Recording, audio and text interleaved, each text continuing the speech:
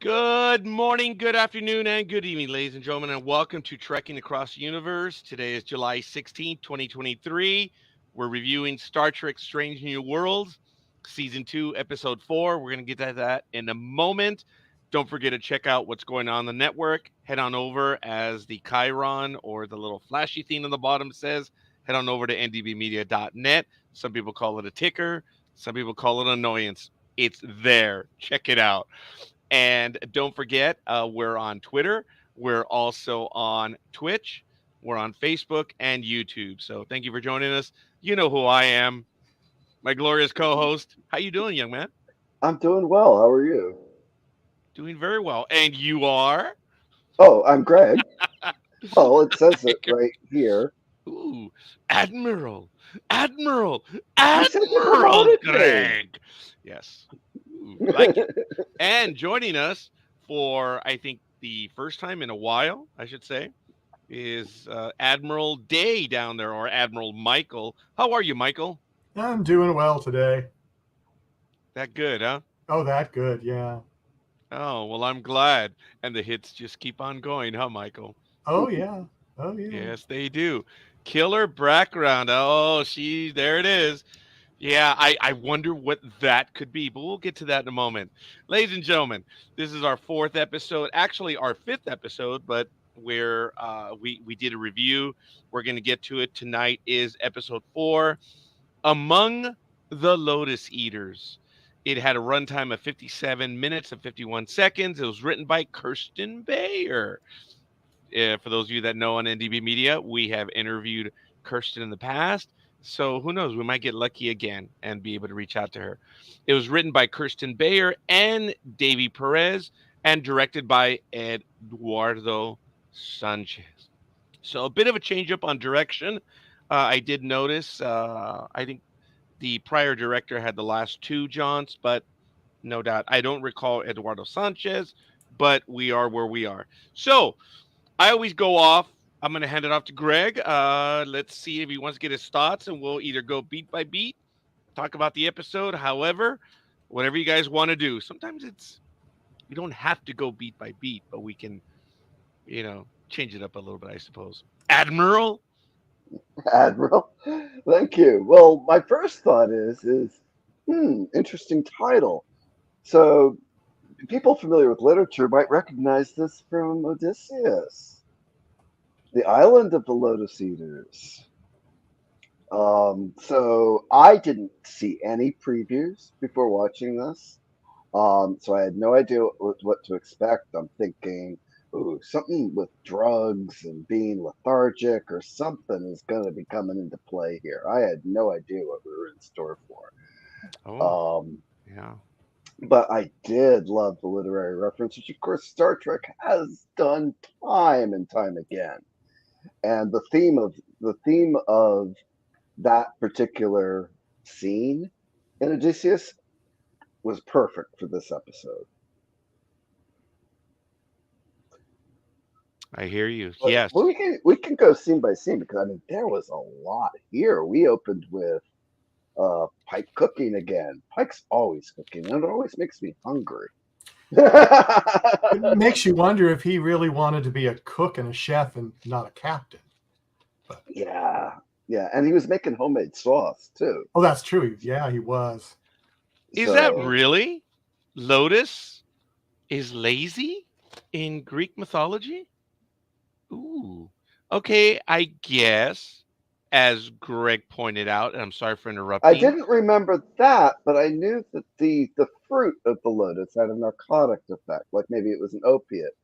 Um, But you Egyptian seem to be right mythology in. also. Uh, Oh, bu- but I go ahead. but from Sorry. literature, you're right on what it is. And if you Uh, look up the definition of lotus eater, it denotes a person who spends their time indulging in pleasure and yes. Oh, luxury that rather than dealing with right. practical concerns. So, among the lotus eaters. Yes. So, I think it's really apropos. Apropos. Yes. Hey, and there's Richard. Hey, Okay. Admiral, good evening. Uh, Can one of you spare some bars or something and talk to my blasted engineer because I cannot get my screen up? And I look at don't all of have a you. screen. I just don't have Sounds like a I personal just problem, Roger. I just don't have a busy area behind me. Oh, it's very So good. like if I Yeah. move my head, my headphones get funny. So I'm doing it without a green screen, but Yeah, it kind of sucks, And doesn't I don't it? have a green screen either, Roger. Yeah. The point is that all of you are making it work. And Balana Torres, I love her, but I'm about ready to get her out to the Delta Quadrant. Oh, I'm sorry. Ooh, that might be a little unfair. But anyway, I'm just we'll set something up some evening, Roger, and not something we share, and I can help you play with the settings or something. oh boy, am I in need of such attention. We'll see what we can do. You gotta take control of your daughter's command center. I've told you. Oh my good. I mean, it is. Look, I love my office. Don't get me wrong. I fly. It's a You know, great like office. McCoy walks in, and the line. You know, it's all you want to be out there hopping galaxies on a GDAM computer center and all that. I love my office. Don't get me wrong. I mean, but I am Clem Dokachin. I am the yard master. Remember, I told you what I do for as a civil servant. I am the quartermaster for my own little, not Quaylor 2, but Holidale. That would be Well, my. also don't forget what Pelia said about being a pack rat last week. Yeah, that's right. That is right. Yeah, and there are times there's a pile. I have about 40 folders that had to be scanned and destroyed just over here offsite. But anyway, that's very good. That's very good, Greg. I like that. But the admirals are in town, as well as Elizabeth in the chat room. Thank you for joining us once again. I sidetracked. Head over to ndbmedia.net, and we're on Twitter, Facebook, Twitch TV, and just look up NDB Media. Now there are some fake NDB Media sites. I have found them. Yes, they are. Yeah. That is interesting. Mm-hmm. There's this kid out of India who is a performer or whatever, and he's chosen NDB Media. And I'm like, yeah, no, buddy, sorry. I own it out here in Hollywood, not Bollywood. But that's okay. But anyway, all kidding aside, Yeah, Richard. unfortunately, a lot of companies are having trouble with making those cross ocean copyrights and registered trademarks stick. Yeah, that is. You have to go into the country and register, and I'm not going to go over to Bollywood, but I do own it here in Los Angeles County. So, but the interesting. Okay, we're way off topic. So yes, head over to ndbmedia.net. Wonderful imagery, Michael. I hate you even more, but that's neither here. That's why I do it, Roger. Right now, when he did that, I'm just like, yeah, it's like, all right, here it comes now. Man. So, but that's Rathacon. All right. Anyway, folks, all good stuff. Michael, some of your thoughts as we begin this episode, then we can go beat by beat, or however we go with it. Well, I hate to do this to Greg, but Greg and I were seen it. talking just beforehand. Oh. And he had the same issues as I did. First 20, 30 minutes of the show going, why does Rigel 7 sound so familiar? Yeah. And it took me forever. And then it hit me and I went, oh, the cage, the menagerie. That's what I felt like a bad lifelong trekker for not knowing that. Yeah. Not at all. Right away. Not at all. Gentlemen, I caught that one right away. I'm like, wait, Rigel 7. I was like, oh, hey, well, what is that? So, but I was taken by the image. I'm sorry, Roger. So does that take the cage out of this time or this universe? He does not go to Rigel 7 for the cage. So does that take that out from the future? Oh no. Oh, yeah, no, this is a at all. follow-up to that. No, yeah, this was a follow-up mission. Yes. Yeah.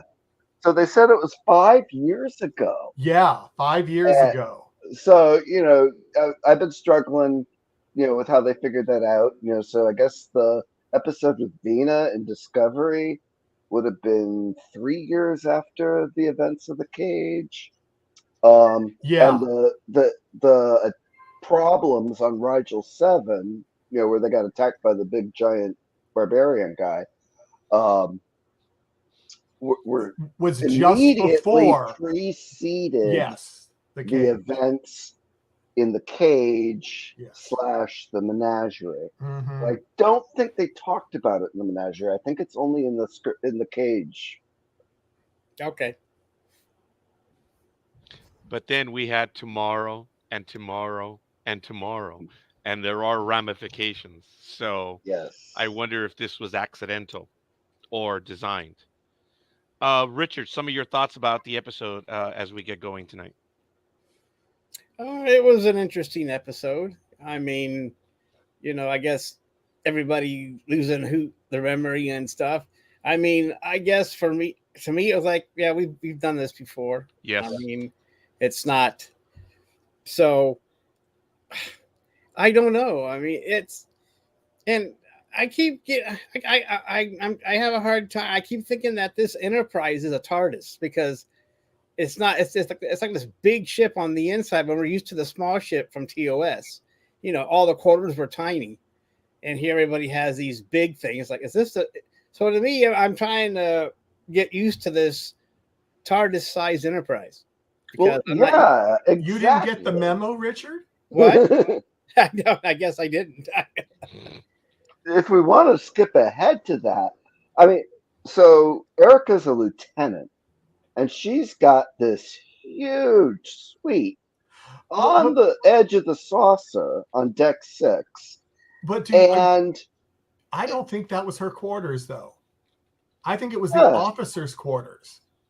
but I it thought was that's her what they quarters. said. But the computer directed her to home, which Yeah. I actually, watching the episode, did guess that when I'm like, well, home, take me home.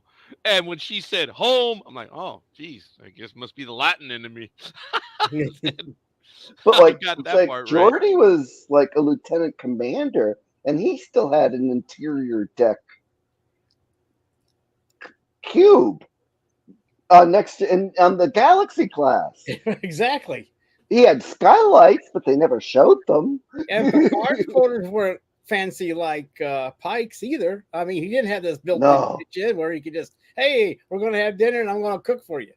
Oh my God, yeah. I mean And- that thing's Well, I bigger mean, than I my don't house. know. I don't know if this ship is supposed to be bigger than the original series or not.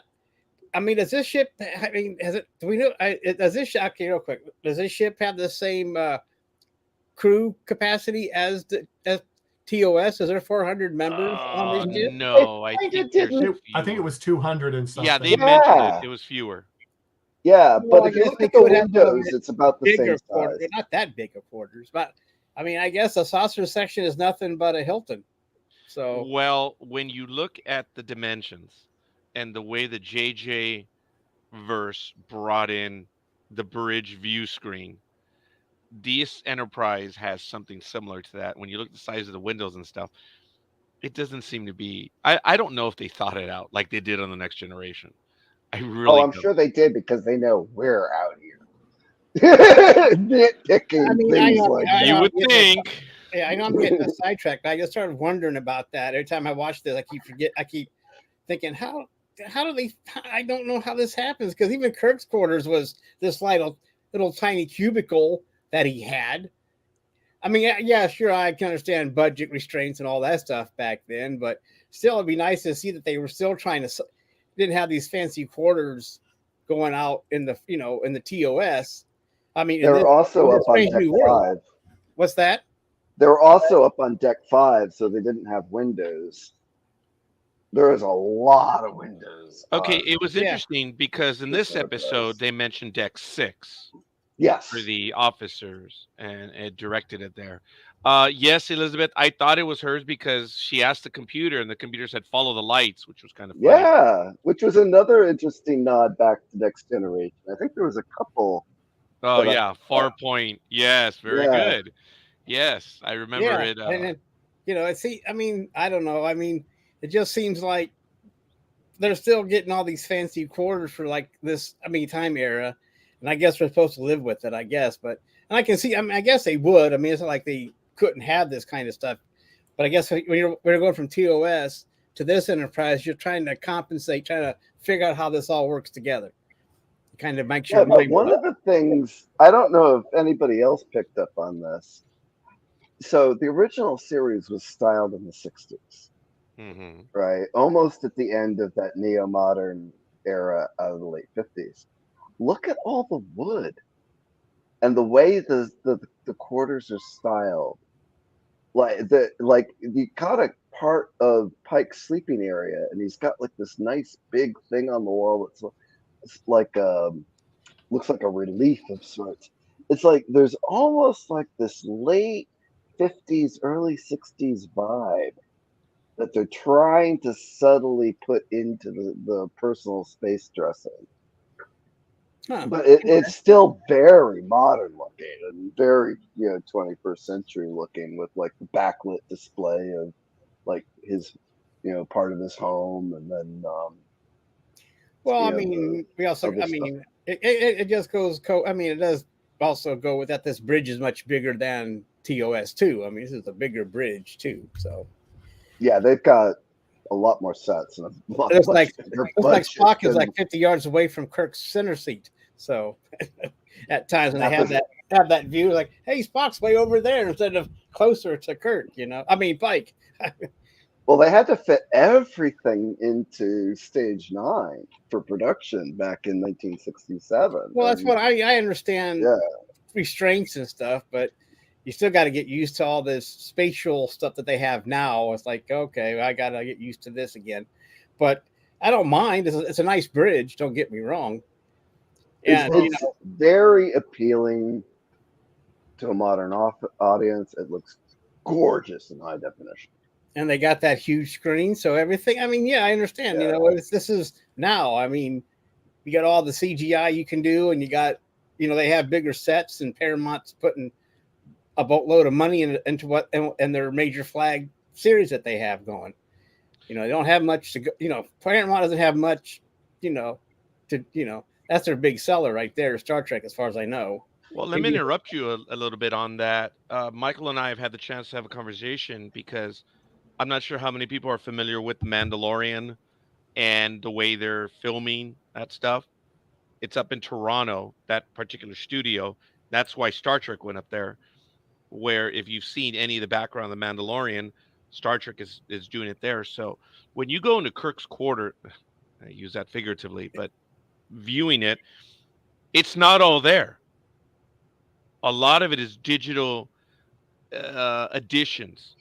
They have like all the stuff in the middle, but everything you see on the side, look closely, it is rare when they actually go to the sides because it's all digital. And if you don't know what I'm talking about, folks, you need to go to Disney Plus and check out the stuff on the Mandalorian on how they're doing a lot of their filming. Star Trek is doing the same. Well, at least Strange New Worlds is. I don't know if Discovery is, but I think they're up there in Toronto as well. Well, yeah, I I don't understand know if if these Lower aren't. Decks is though. Huh.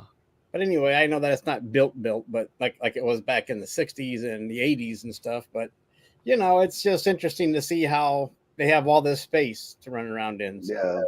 Oh, Well, it you is. also have to remember too. Nowadays, we have the wide-angle cameras for TV. I mean, before it was 4 Well, by yeah, 3. the little box. Yeah, it was a little box, and now It's they've got square, this yeah. other really was, room. yeah. That's why everybody had to be so close in the original Star Trek. It's because it didn't have much to look at. They didn't have a big wide thing that they could put people further away. They had to be close. Now to get Elizabeth's going to make me put my glasses on. Like I said, it's just getting used to the new perspective of the Enterprise and the TOS, going from TOS to this Strange New Worlds Enterprise. That's all. Oh yeah, no, it is, and it's a major nit for purists. But I like it. I mean, it's a nice. They have nice stuff going on and nice CGI going on, but it's just before you're used to these tiny quarters, and you're like, and you start thinking, is it a TARDIS? Because it's like all this space. But Well, if you anyway, really, yeah, the really bad one was in the JJ movies where they had the shuttle bay, and it's like there is, if that ship was anywhere near the proportions of the original ship, there's no way you'd have 3 decks of shuttlecraft. Mm. yeah, yeah, yeah.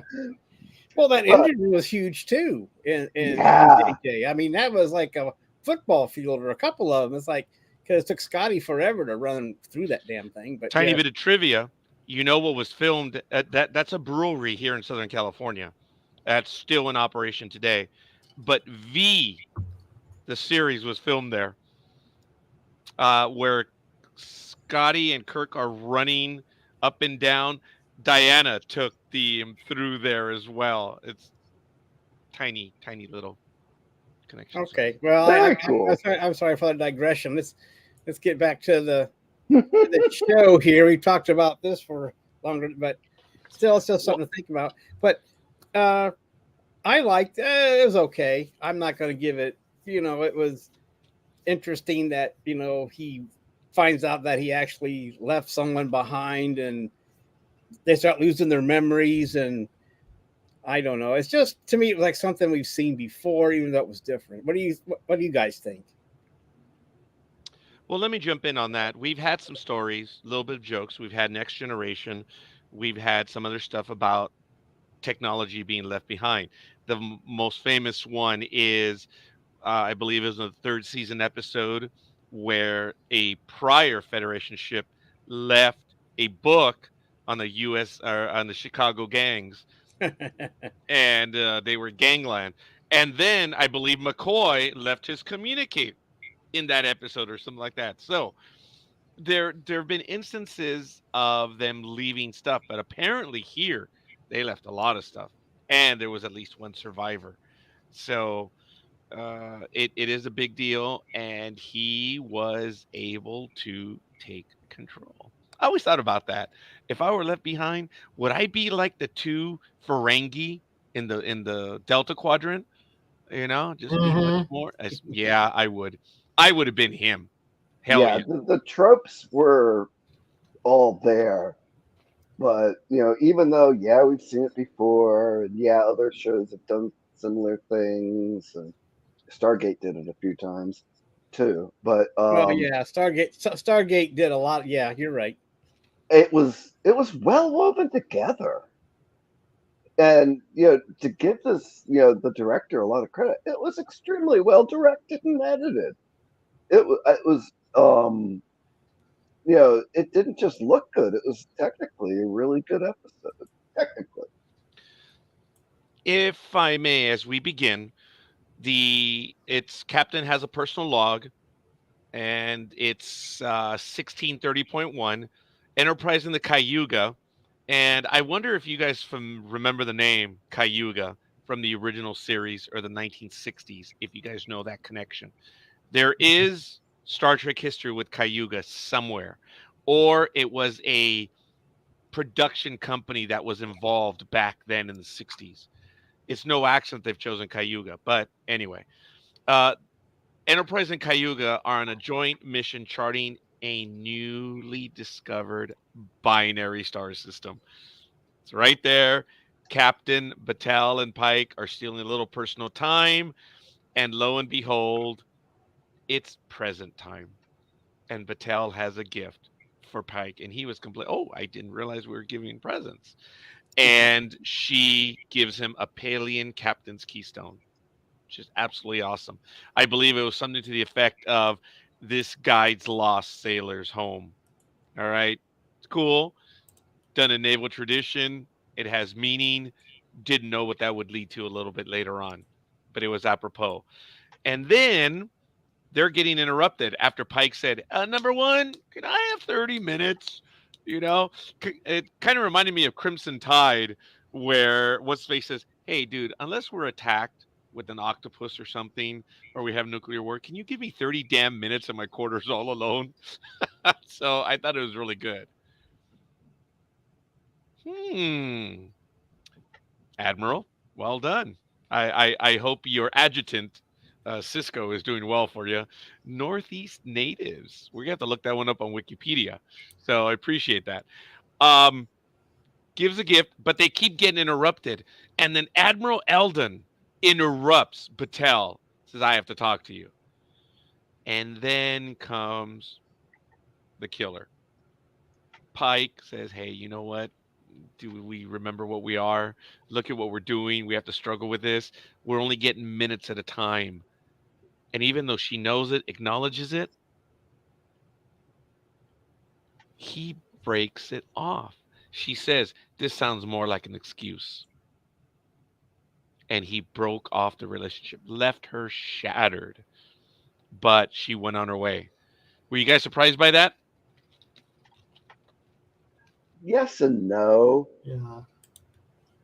So what I was more surprised about was how can she be working for the JAG office at one day and then the next she's back as a captain on an active ship? Um, it's surprising me that she still is working with the Jag and holds the title that she holds.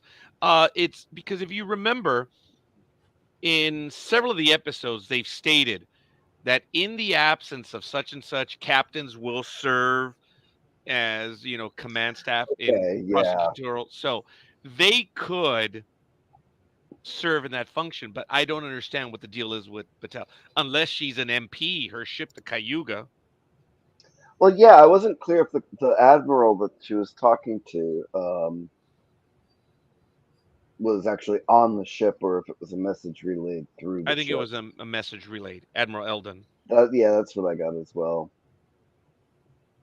They're very fuzzy on stuff like that for people like me. Yeah. But no, I wasn't surprised because I mean they were getting interrupted. They just had that bad blood over the stuff with Una. So yeah, Which comes up. yeah, and I really wasn't all that surprised. They were talking about promotions, and she's in line to get Yeah, promoted. But the reality is, look, you're not getting promoted because of the connection you have with me. I'm like, wow. I don't know. I I I thought there would be an issue if she were subordinate to him or he was subordinate to her. The way management works, right. uh, guys, bureaucracy is bureaucracy. Battlestar Galactica proved that. You know, So this so was I don't know. going. This was actually trope number one in the episode. Yeah. Says, you remember the end with the prisoner transfer? I think she is an MP ship. But they were exploring a binary star. They were on a mission that the Cayuga was doing it, and the Enterprise was assisting them. So the Cayuga, if you remember what he said in his personal log, that was the assignment, and we're supporting them. I think it says Enterprise and Cayuga are on a joint mission charting a new binary star system. But he did state in his personal log that Enterprise is supporting Cayuga. Right, so that would say that the Cayuga is the primary responsible for the charting expedition. Yes, on this one at least. That's interesting, Elizabeth. All right, I like that. Folks, we're getting But quite a few visitors. Sorry to definitely. interrupt right now, but I do want to welcome everyone. Let us know who you are and where you hail from. Don't forget to like and subscribe. We're on our way to 1 million followers. We need them because we want to rule the world. Anyway, we just need the numbers so we can do stuff to the channels and be influencers. Just kidding. Was that an evil laugh? Was it maniacal? Was it evil or was it sarcastic? Okay, that's much more Sarcastic. maniacal. Yes. Well, I'm representing the clandestine Section 31 tonight. So That's right. Although I always go around saying I'm the citizen of the Federation. Richard, Michael, your thoughts on the teaser parts of that on their relationship? I agree with Greg. I mean, I kind of figured he was going to break it off, just because I think hasn't he done it before when he was he talked about stuff on Discovery that he broke off. Really, I'm trying to remember now. It's been a while since I something looked at about pushing Discovery people. season 2. That did sound familiar. It sounded very familiar, and that's kind of why I wasn't surprised. But what got me is when, I mean, I watched this early this morning.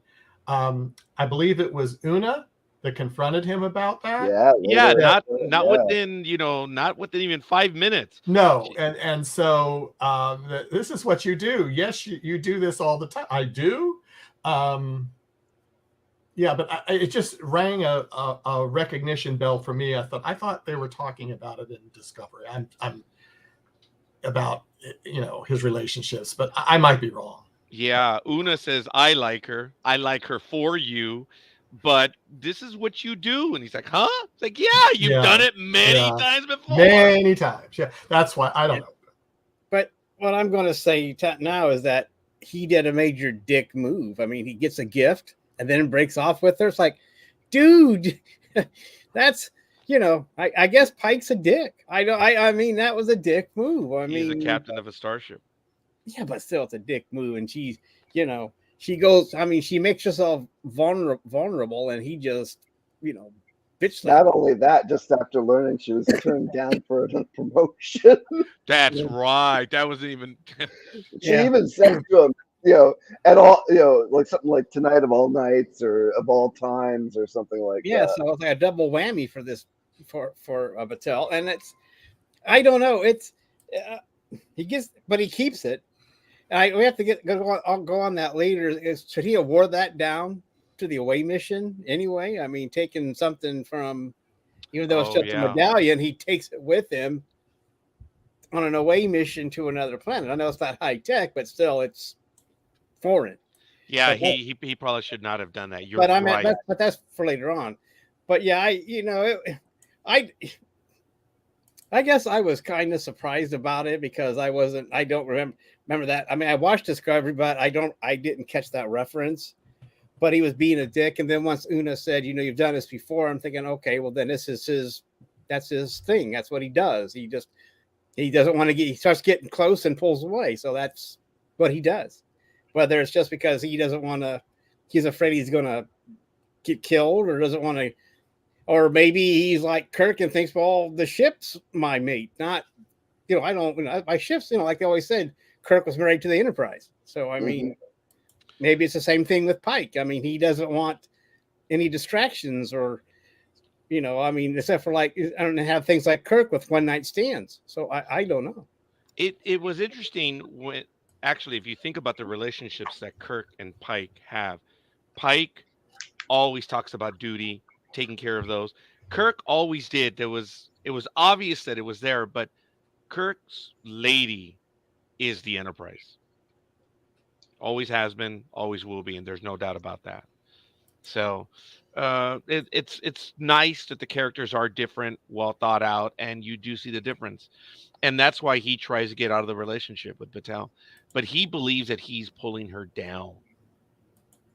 That's why they won't promote her. And he's trying to give her an out. And he doesn't realize that she knows it already and she doesn't care. So we'll see. Okay. We'll see what happens.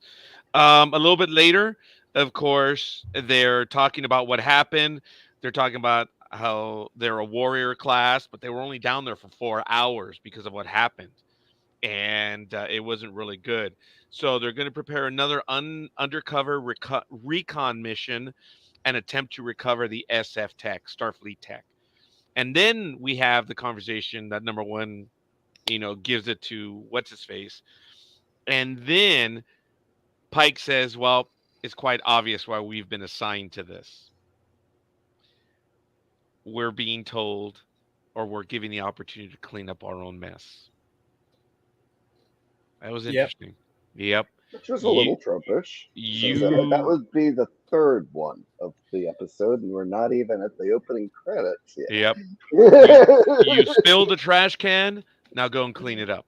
So we'll see. And then we have Act 1. Well, we have the credits and everything, then we go straight to Act 1. And finally, we see what we saw in that extended preview of Ortega's. Now we see it. She's prepping for a landing party. Boy, does she look really good. She's really ready for this, ready to go. And guess what? Spock shows up. He says, "Oh, hey, we got some asteroids on their way in, or meteors or rocks or whatever, and it doesn't look really good. And with all the activity, the gravimetric, whatever, blah blah blah, and she immediately responds, going into that, and Pike says, "Thank you, thank you for not making a big deal of it. Thank you for understanding the responsibility. I got you next time." And then they leave. Oh, what an exchange between Ortegas and Pike. I see a smile over there, Michael. Go ahead, buddy. Oh no. That was something else. So that wasn't about that. Okay, fair enough. Greg, I loved that exchange. I did too, and I'm glad. You the actress promised that we're going to see more of her this season. I'm glad finally, she got some exposure in this episode. Um, you know, this character I'm strangely drawn to. She's not necessarily a model officer. She's kind of smart mouthed and stuff, but she's says what's on her mind. She's snarky, and I love that about her. And plus, she's adorable. I don't know if I can still say that as an old man, but she is. And it's just so much. She brings so much to this character, and I don't know. I'm just always captivated by her as a character, and we got to see a lot of her tonight in the B story.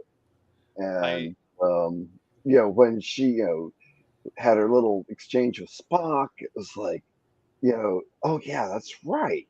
They are the same rank, so she kind of could have gotten away with that. And that Pike could tell that she was disappointed and promised her she would go out next time. So hopefully that'll come up.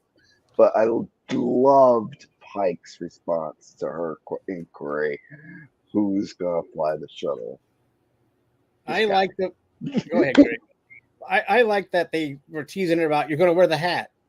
I mean, she was going all out for this. Yeah, I'm wearing the hat. I'm ready to go.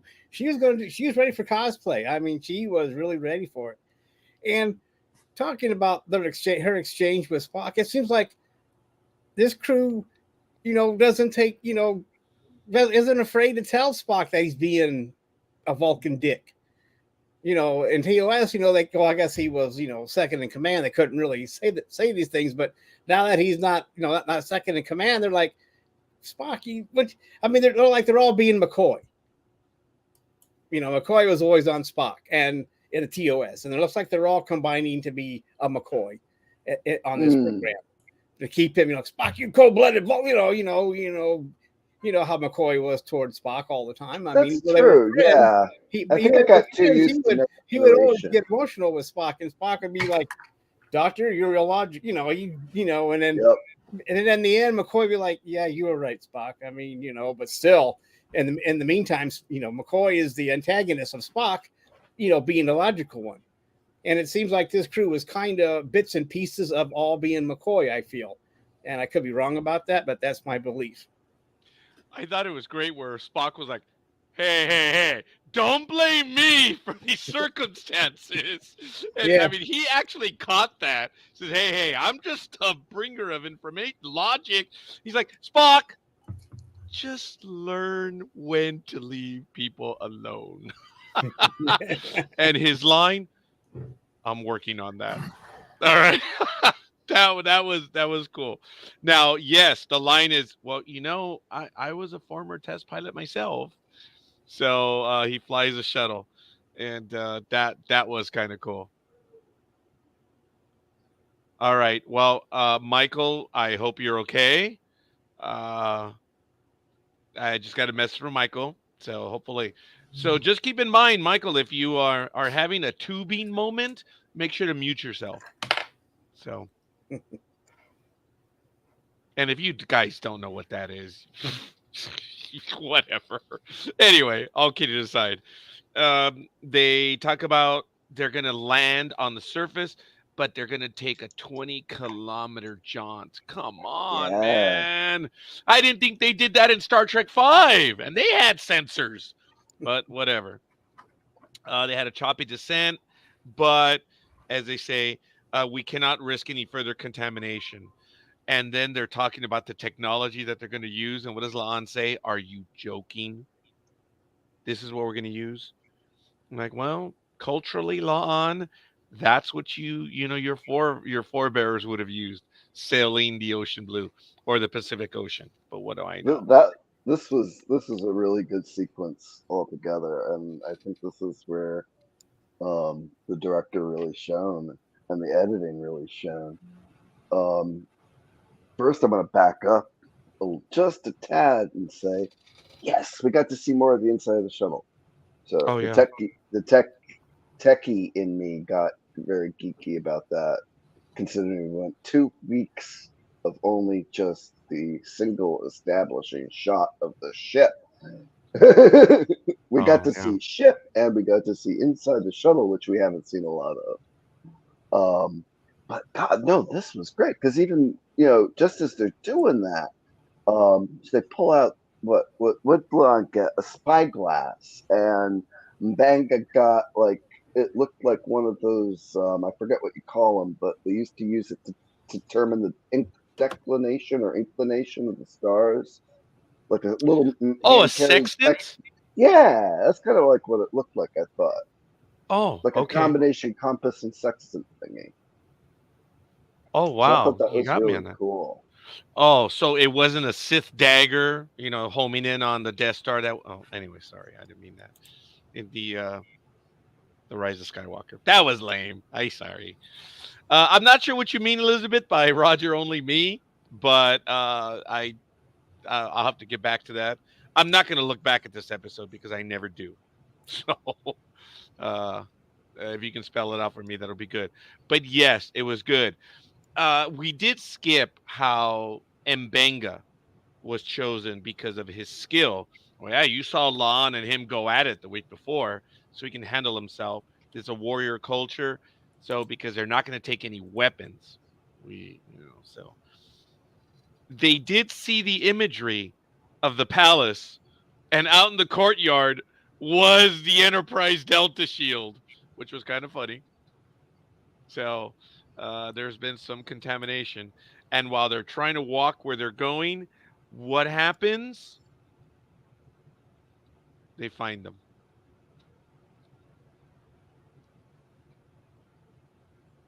Well, on their before they left, Yeah, I Lon jumped ahead a started little, getting didn't I? ringing in her Yeah, ears, that's right. I'm so sorry.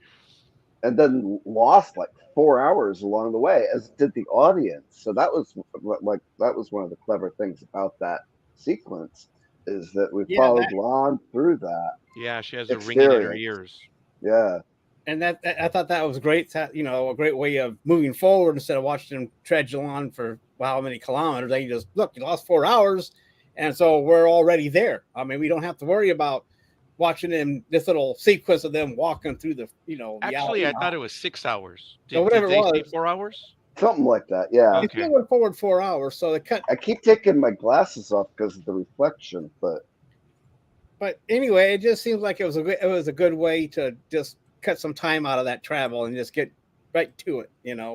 yeah, And that's no, and as you were talking about the doctor, I thought it was cool. He was brought for his fighting skills, not for his medical knowledge. It's like, Kirk wouldn't bring McCoy for that reason, that's for sure. But I'm just saying it was kind of funny that no, you're not going to be the doctor. You're gonna help us do battle. I mean, what do you think you're here for? So it was interesting to see that another aspect. We didn't see them kick butt, but him actually being chosen to do that because he's still a doctor. He's not part of a security team, but it's interesting, even though his skill will be needed later on. also Yes. this season it's starting to appear that they're of the ensemble, he's standing out more and more as a principal, and um, he's carrying it really well. Yes, he is. I mean, all of them are this year. I mean, it seems like we're getting a little more into it. So hopefully they're thinking that they have more than a couple seasons and they can actually do this, have time to do all this development of the characters that we're enjoying so far.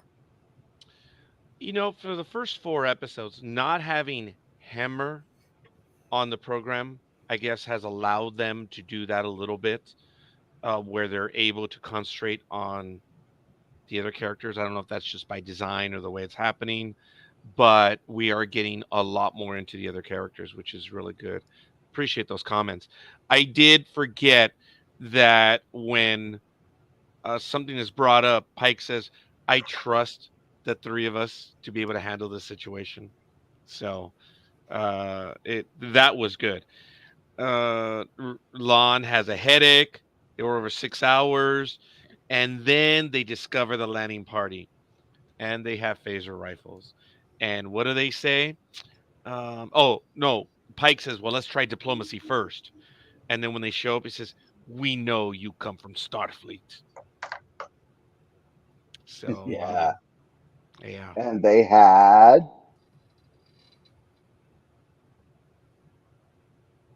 phaser rifles. They were carrying phaser rifles. Oh, yeah, I'm What sorry. the I thought I heck? said, oh, okay. I guess Yeah. it must have been my mind, but Did I you say must be that? ringing in my I'm sorry. ears right I now. was trying to read my note and the note in the comment. And And, sorry. and they're just bringing along these little, not even weapons that, so Pike misjudged what kind of weapons they should bring with them. Yes, and forgive me, folks. I want to take a quick moment. I apologize. I want to give a shout out to Tony Konopka. Thank you, Tony, and Elizabeth Olivia Cooper for giving us likes already for today's program. Thank you, thank you, thank you. And look, folks, we're heavy on the East Coast right now. We have me, who's on the West. I'm all alone. Elizabeth is in Sacramento. She's all alone up north. And these three fine gentlemen are all over on the East Coast. So even though Richard is kind of more middle America, he's with the Amish people. Yeah, I'm in mid America, kind of, Oh, almost. mid America. I guess we're considered a Midwest, but I don't. Well, we're on the cusp of both East and West. Well, if you're Ohio, isn't that the Rust Belt? Well, Or used to be. yeah. Well, we're trying to get rid of that image. It's taken us a Yeah. long time. I mean, Yeah, I know. Having a real job and working for a living, I know it's kind of hard getting rid of that. But anyway, Mbenga has the ringing in the ears. And then I guess they find the leader of the pack. What a reveal, huh? Yeah, that Zach, it should have been Roger. Should have been. It would have been perfect. That could have been me. Yeah. So they lost three. They lost 3 people on the original mission 5 years prior. Yes. But lo and behold, one of them didn't die, Yeah. and he's a little messed up. Yeah, a little messed up, a little angry too. well, he has very. he has those abandonment issues right now. Yes. That's kind of funny. Didn't think They about needed to that. bring a counselor with them, Deanna Troy, to help him work through his issues. I mean, that's what they needed to do. Yeah, and we learned he was a yeoman, so he was enlisted of some kind. Yeah, and they call him Zach, and he says, "I'm known as High Lord Zacharias." No, I am addressed as High Lord Zacharias, which you will do the same. At that moment, I'm like, oh man, we're screwed. Yeah, and that felt very Stargate to me. That was like a very Stargate. It But is. it wasn't You're right. horrible. You're right. That is. That was me. Yeah. Anyway, yes, that was good. Where he does explain where the radiation, he actually explains to them what is going on. He says the radiation is causing the ringing, and then he says he gives a little bit of the explanation of everything's going on. He says there's no going back. Once you endure all that, there's no going back. He didn't know that there was an out.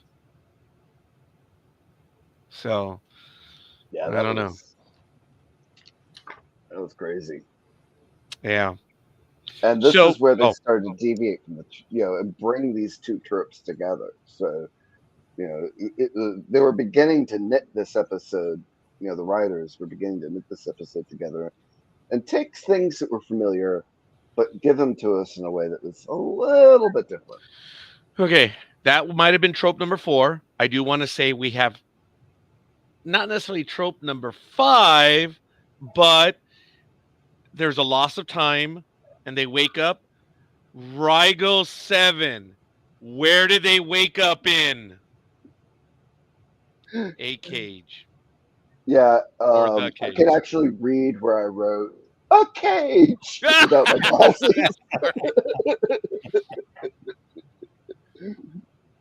I miss the obvious ones from time to time, but this one I actually got, and it was fun.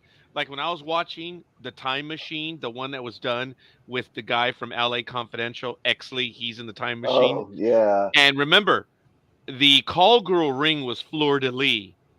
And when he's going in the Time Machine to buy the flowers for his love, it's Fleur de Lis up on top. A nice little tie-in.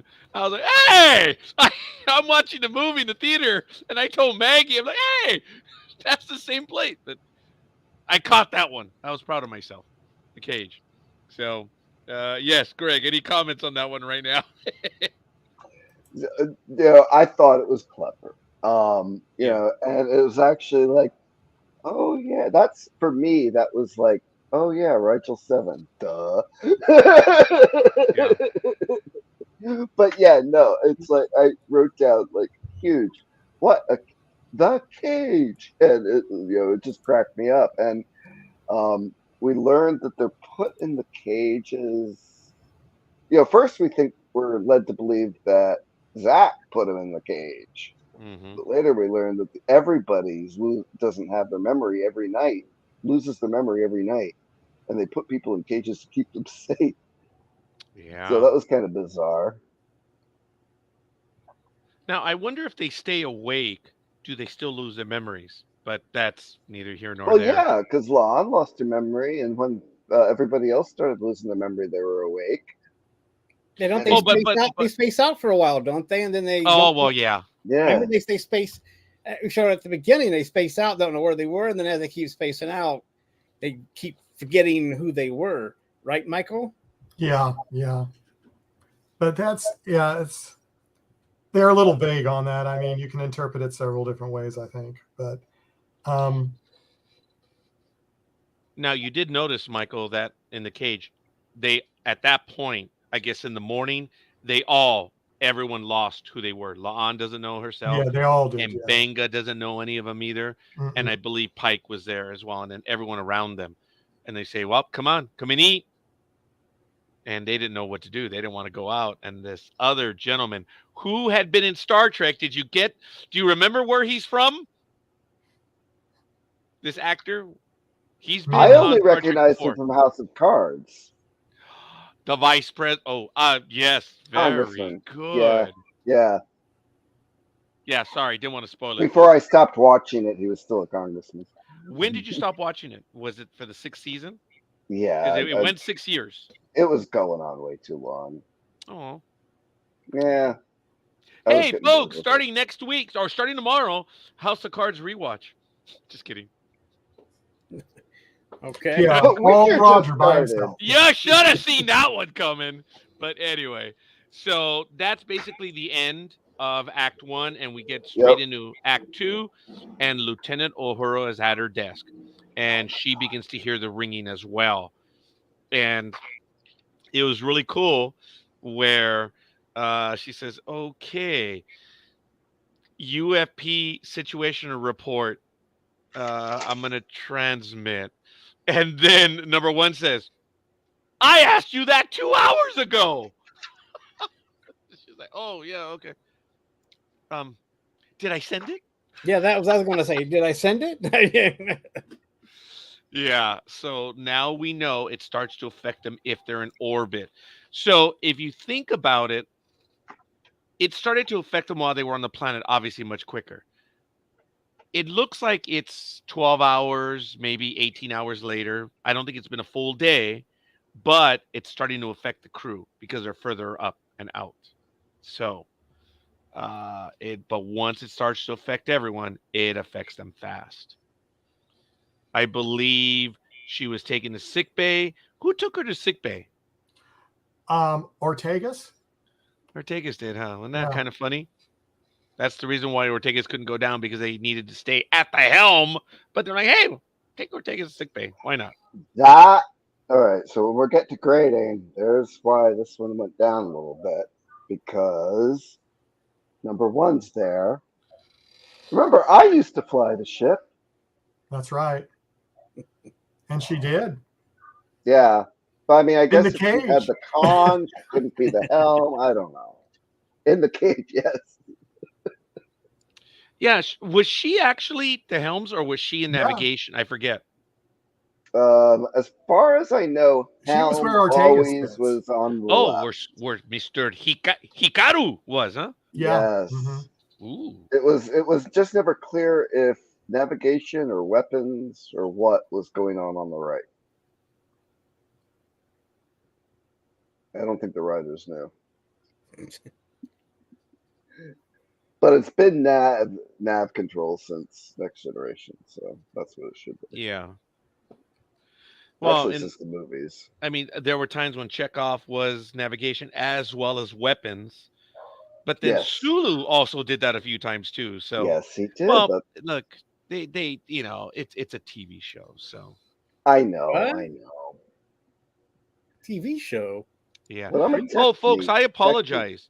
That move or starve didn't happen until later, because Uhura's taking a sick bay, and Chapel is talking about clear degradation in her brain. Oh, right.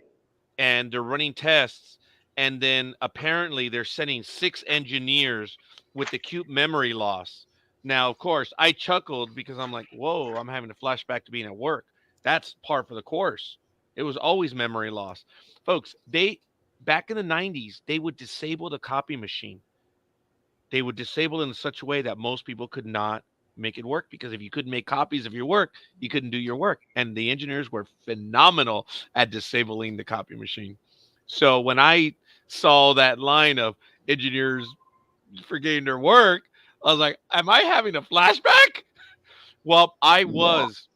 was the Rico whisperer, because it wasn't that difficult. You couldn't actually overtly break the machine. It's in an office with other people, so you had to do it in a surreptitious way. Well, it didn't take me very long to go in there, and I would fix the copy machine in seconds. That's another reason why I was disliked by many engineers in my office, because they were going out of the way to disable the machine so they didn't have to do anything. And I, good old clerk, oh, I need that copy machine, got to fix it. Wasn't that difficult. I was a field engineer. I So, could as a field learner strip a Rico draftsman, I'm machine. beginning to understand why I had to run all over half the building to find a working copier now. Funny, huh? Funny. At that time, we needed copy machines. But anyway, so flashback, 6 engineers with Um, acute memory loss. Flashback to thanks for work. that, Roger. Yeah, sorry. Now you know. Then the scene comes up where they're back on the planet, move or starve. But he tells him, Mr. Vice President from House of Cards tells him, be in the moment with me and follow along. Just be in the moment. You know, um, the producer for The Next Generation, I forget his name, Rick Berman, when he did several interviews, and I felt this was a Rick Berman concept. I don't know if you guys remember this, but when he was interviewed, when he was talking about Star Trek Generations, he said, I got the idea for the Nexus for remembering when I was back in college. I was back in the dorms, and I'm sorry, I got to take my drugs. And I remember it was a winter day, and I remember feeling like this is as good as life was going to get. That's what Generations was the Nexus for him. He was being in the moment, and he was smart enough to know that he was in the moment right then and there. And when Mr. Vice President from House of Cards was talking about that, I remembered that. I don't think it was a direct connection to Berman, but it was interesting how he was using that phraseology. And it resonated with me because I've talked about it with people. Folks, forgive me. Richard was not here. Michael was not here. But on May 1st, 2011, when we were live on that Sunday night, when we were wrapping up our episode, you look up history, what happened. We broke the news on the internet. We were the first major network to be on. I'm not going to tell you what happened that day because all you have to do is look it up.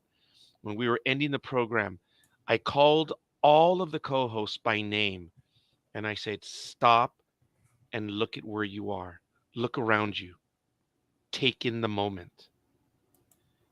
You will forever come back to this moment. You will remember where you were this night. Talk to yourself. Be in the moment. Because this moment will never come back, but you will always come back for this moment. So that resonated with me. I know, folks, I'm sorry. That was kind of deep, but I did. I've always been into that, and that struck. I don't know if that had the same effect with you guys. Probably not. Yeah, the I, letter I said- honestly don't remember where I was. So what I was Okay. Well, if you guys know what happened. I know what happened. Yeah, May 1st, 2011. It was a Sunday night, folks. America knows what happened that day. But we'll and it's on NDB Media on Blog Talk Radio. And I have Wow. yet to go back and listen to that episode. When you do the follow the timestamps, folks, we broke that news. We broke it before ABC, CBS, CNN, everyone. That's a time when NDB Media was actually breaking news before. But then they went to a 24-hour news cycle. Damn! But that's neither here nor there. So, Wow. Yeah, Yeah. actually, I did not remember that one. Challenger, World No. Trade Center. No. it depends how you want to pronounce it. Some people call it Osama. Some people say Usama. SEAL Team 6. Yeah, That was the night. But related to what, related to what you'd mentioned. That was the Yeah. night. We called it an hour before the other network called it. wow. Yes. I And don't remember where I was, but I remember all the media, and all the hubbub and how everybody was reacting. that But was I big. I can't tell you where I was when I first heard it, like the other two big events. I was falling asleep watching Major League Baseball, Sunday Night Baseball, and I got a text message from the LA Times saying the president is going to go live. That scared me to death. I said, "Oh my God, what just happened?" He never goes live on a Sunday night. But anyway, that's neither here nor there, folks. If you guys want to go back and listen to it, I haven't. I don't want to go back, but I always go back to that day. So, going further, Mr. Vice President from House of Cards said, "Oh, his name is Luke. Our work is our blessing." So, he says, "We have the forgetting. We have pictures and we have each other. Those in the palace, though, they always remember, Yeah. but we do not." So, I don't know. You go figure. Your thoughts on that, Somebody else go first. I talk a lot. Richard, Michael? Well, we find out that there's a substance that blocks that radiation, and it's in that fortress. And he said it was also in the helmets that the guards Right. wore. Yeah. So that prevents them from losing their memories. So Yes. Yes. It's burned in all of ours. As a matter of fact, Pike and La'an then overpowered the two guards, which was kind of cool. I didn't see when La'an got hurt, though. Did you guys see how it happened? Oh, I yeah, just did not see that. He had stabbed like her? he like swiped at her and cut her. Oh, Yeah, that was pretty obvious. I mean, she was, yeah. Roger sneezed at the time. And then no, I was writing stuff down. I know. Wow. That's why you pause. Pause. I pause. Yes. Sorry, New England. That was funny. Well, that was a little more New York, but That's all right. It's all good. I grew up in Connecticut. I'm kind of stuck between New York and Boston, so it's anybody's guess what's going to come out at any given moment. No, you're okay. Then we go back to Luke leads them away to a safe place, and we'll get to that in a bit. Chapel explains the memory problems, and she talks about the exotic radiation. So they kind of know what it is and what's going on, and they estimate that they have like about an hour or two before they're screwed. and that hour or two Well, passed. didn't Luke fast. explain to them what their colors meant? They wore different colors for different. Yeah, you have That blue. that was Yeah. cool. Yeah. So that went on. I can't remember. I remember the color thing, but I don't remember what he said. Oh, okay. So Lon and Pike had blue, which meant that they worked in the quarry, and Mbanga had green, which meant that he was a wood chopper. Yeah, him working that old fashioned saw was kind of funny, but he just was like okay. But yeah, you're right. I forgot what the colors meant, but thanks, Greg. Oh no, yeah, that was one of my notes.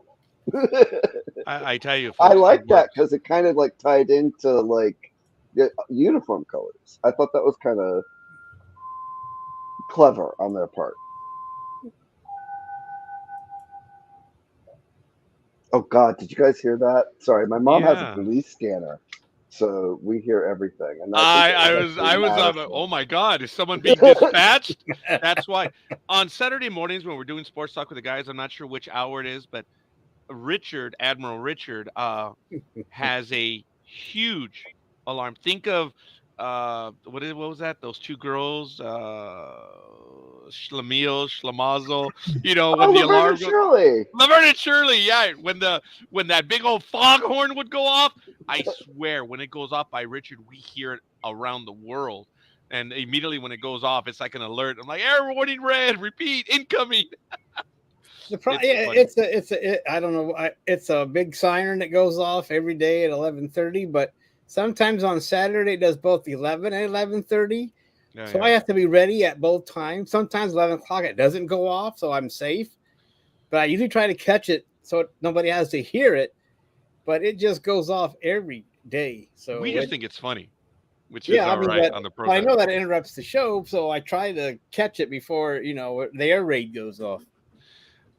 Now, in my notes, right after Chappell explains about the memory loss and the exotic radiation, Ortegas flies the ship. Help me out, guys. I was a little thin on my notes there. Must have been when I sneezed and was writing at the same time. Absolutely, that was too much. Yes. So, So help me out. so well, Well, I was asleep, so I can't help you at all. uh-oh. Did you have Well, tinnitus? I did. Oh.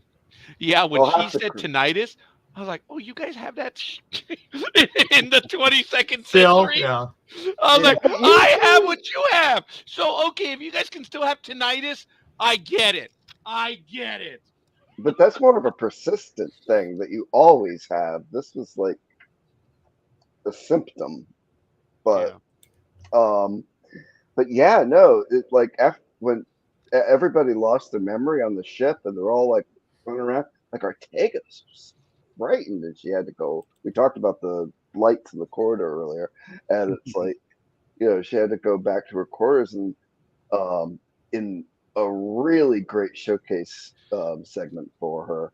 Okay, She that was a little bit later. That was actually in Act 3. that flying the ship, not that flying ship, the Yeah, earlier this is flying the ship. between Chapel and where Luke leads him to the house. So that's why I was trying to remember what my notes were at that moment, if you guys recall. But See, that's cool.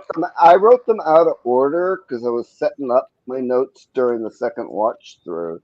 Wow, you were actually trying to organize your thoughts that way? Oh, I don't have that skill. Way to go, Admiral. Anyway, while you're doing that, Luke led him to his home. La'an needs treatment. Mbenga tries to heal her. And then Pike is asking, where is the totem? And Luke's like, right there. Right there. Look to your left. Which I thought, that is real life humor. Think about that. I'm looking for my keys. They're right there, Dodo. He's asking for a totem. And Luke's like, that's it. That's the totem. I'm sorry. The I big really thought that was a carved funny moment. pillar in the middle of the hut. Yeah, dude. Where's Pike? He's not from Alaska. That's Riker. Where's Pike from? Is it Montana? Upper Midwest, Montana. Okay, so they Dakotas, something probably like that. if he were in the Seattle area or in Canada, I could see the totem poles, but not in the upper Midwest. They have that, that big old structure Yeah, where but I'm out here, and I know about the different totem poles from going up the West Coast. that's impressive. But they lost their memory, so he's okay. Yeah, It's a TV okay. show. All right. All It's a right. TV show. I'll give him that. Now, All right. he begins to talk about there's two types of people, those that can remember and those that can't. And then he says there's a legend of a casket. And then that's where he's talking about him. Look, if this is what you're going to do, I'm in on it because your emotions are your truth. Go ahead, Greg, and then Richard. I was wondering if they were going to play back on that later with Spock. And they kind of did. But That might have been trope 7. yeah. Um, I did find my note about so that very brief scene with Chapel explaining what was going on. Yeah. Spock came in, and that's when he handed out everybody the Oh, pads. that's right. Yes. Ortegas flies the ship and he says, Yeah, here are the pads, which was really, that was a nice indirect acknowledgement to what happened on the planet because Lucas had his themes yep, marked. And later on, doesn't he talk about how he raced? yeah. That was interesting. I haven't been emotionally impacted by this Star Trek or any modern Star Trek in a long time. And this one kind of, that whole thing with Luke and his family, that kind of like, yeah, that hit a little. Was it? I guess so. It wasn't at this moment, right, Greg? It was later on when It was because like he we says, "I knew don't there was want to some. know." We knew it was painful, Mm, you okay. know, and he was talking about how emotions, like I think um, Pike was starting to like something about the necklace was like pulling him back into something that he knew, and he mentioned about the emotions, you know, the are like I wrote down anchor, but I know those aren't the words he used. That was good. It was close. And then remember at the very end, he says, "Your emotions are your truth." And then Pike comes back and later says, "Remember, this is my moment." Okay, Yeah, that was the ultimate call to arms. That's the end yeah, of Act 2. Your yeah. thoughts, And gentlemen? when you, But didn't Pike also actually grab the thing and said he thinks it thinks that somebody he needs to ask forgiveness from, right? Well, that yeah, when he did that also, he's like he grabbed and he thinks I think it's from someone that I ask forgiveness from. So that set up, but wasn't it? I mean, am I right about that in that that segment? was actually later in one of the last scenes. Oh, I'm Someone I actually need to apologize to. Yeah, Oh my goodness, I'm dying because Richard is now suffering from the Michael syndrome. You didn't catch that, Michael? Yeah, we've gone import film. We could hear you, Richard, and then maybe a second later we saw your mouth moving. Not that I was just I acutely. transferred it over to his computers. I was tired of having it on mine. oh, fuck! I see it too. Yeah, thank you, oh Richard. yeah, it's awful. Yeah, It happens to me on Zoom meetings all the time. It's Here nuts. comes Godzilla. yeah, okay. Yeah. All That right. one, I We unfortunately, can't should win, have can been we, off, Roger? and it wasn't. No, I set that one up and good, for the love of for the love of so Wow. yeah. Star Trek. Yes. Oh, So very is it good, better Mike. now, Very or am I good. still You're good. And I say off that filter? professionally. I said that professionally. What? So we have Act 3. What are you drinking over there? All of you guys were delayed on that one. Darn. I'm We going to tried. hear from Elizabeth in the chat room. So, whatever, Elizabeth, you can call me psycho, sick, whatever. Merry Christmas. Because she corrected me earlier on her one comment where she said, Roger, only you. And I didn't know what it was. And she sent me a message. I was like, oh, okay. Well, I guess I'll take credit for that. So I'll take credit for this one too, being a jerk. So right away in Act 3, they're going to the palace, but they're having trouble. La'an is wounded. She's having a lot of difficulty. Oh, And I think it was right in this scene where Luke tells him, oh, that emotion. There are emotions that you cannot lose. And the emotion that you have, the forgetting, cannot forget love. So when he makes that connection to that, it was like, oh, okay. There's no need for you to behave, woman. You're up in Sacramento. You're the capital of California. You got to deal with the governor. Um, it was right there where he makes it clear. And at the beginning of Act 3, I'm like, okay, all right. Duh. I see it. The love that he actually has for Batel. Una says, this is what you do. But in this case with Batel, he does it because he feels that he's dragging her down. It's the Pike maneuver, dare I say, that he dumps, women. Una is talking about the Pike maneuver. This is what you do all the time.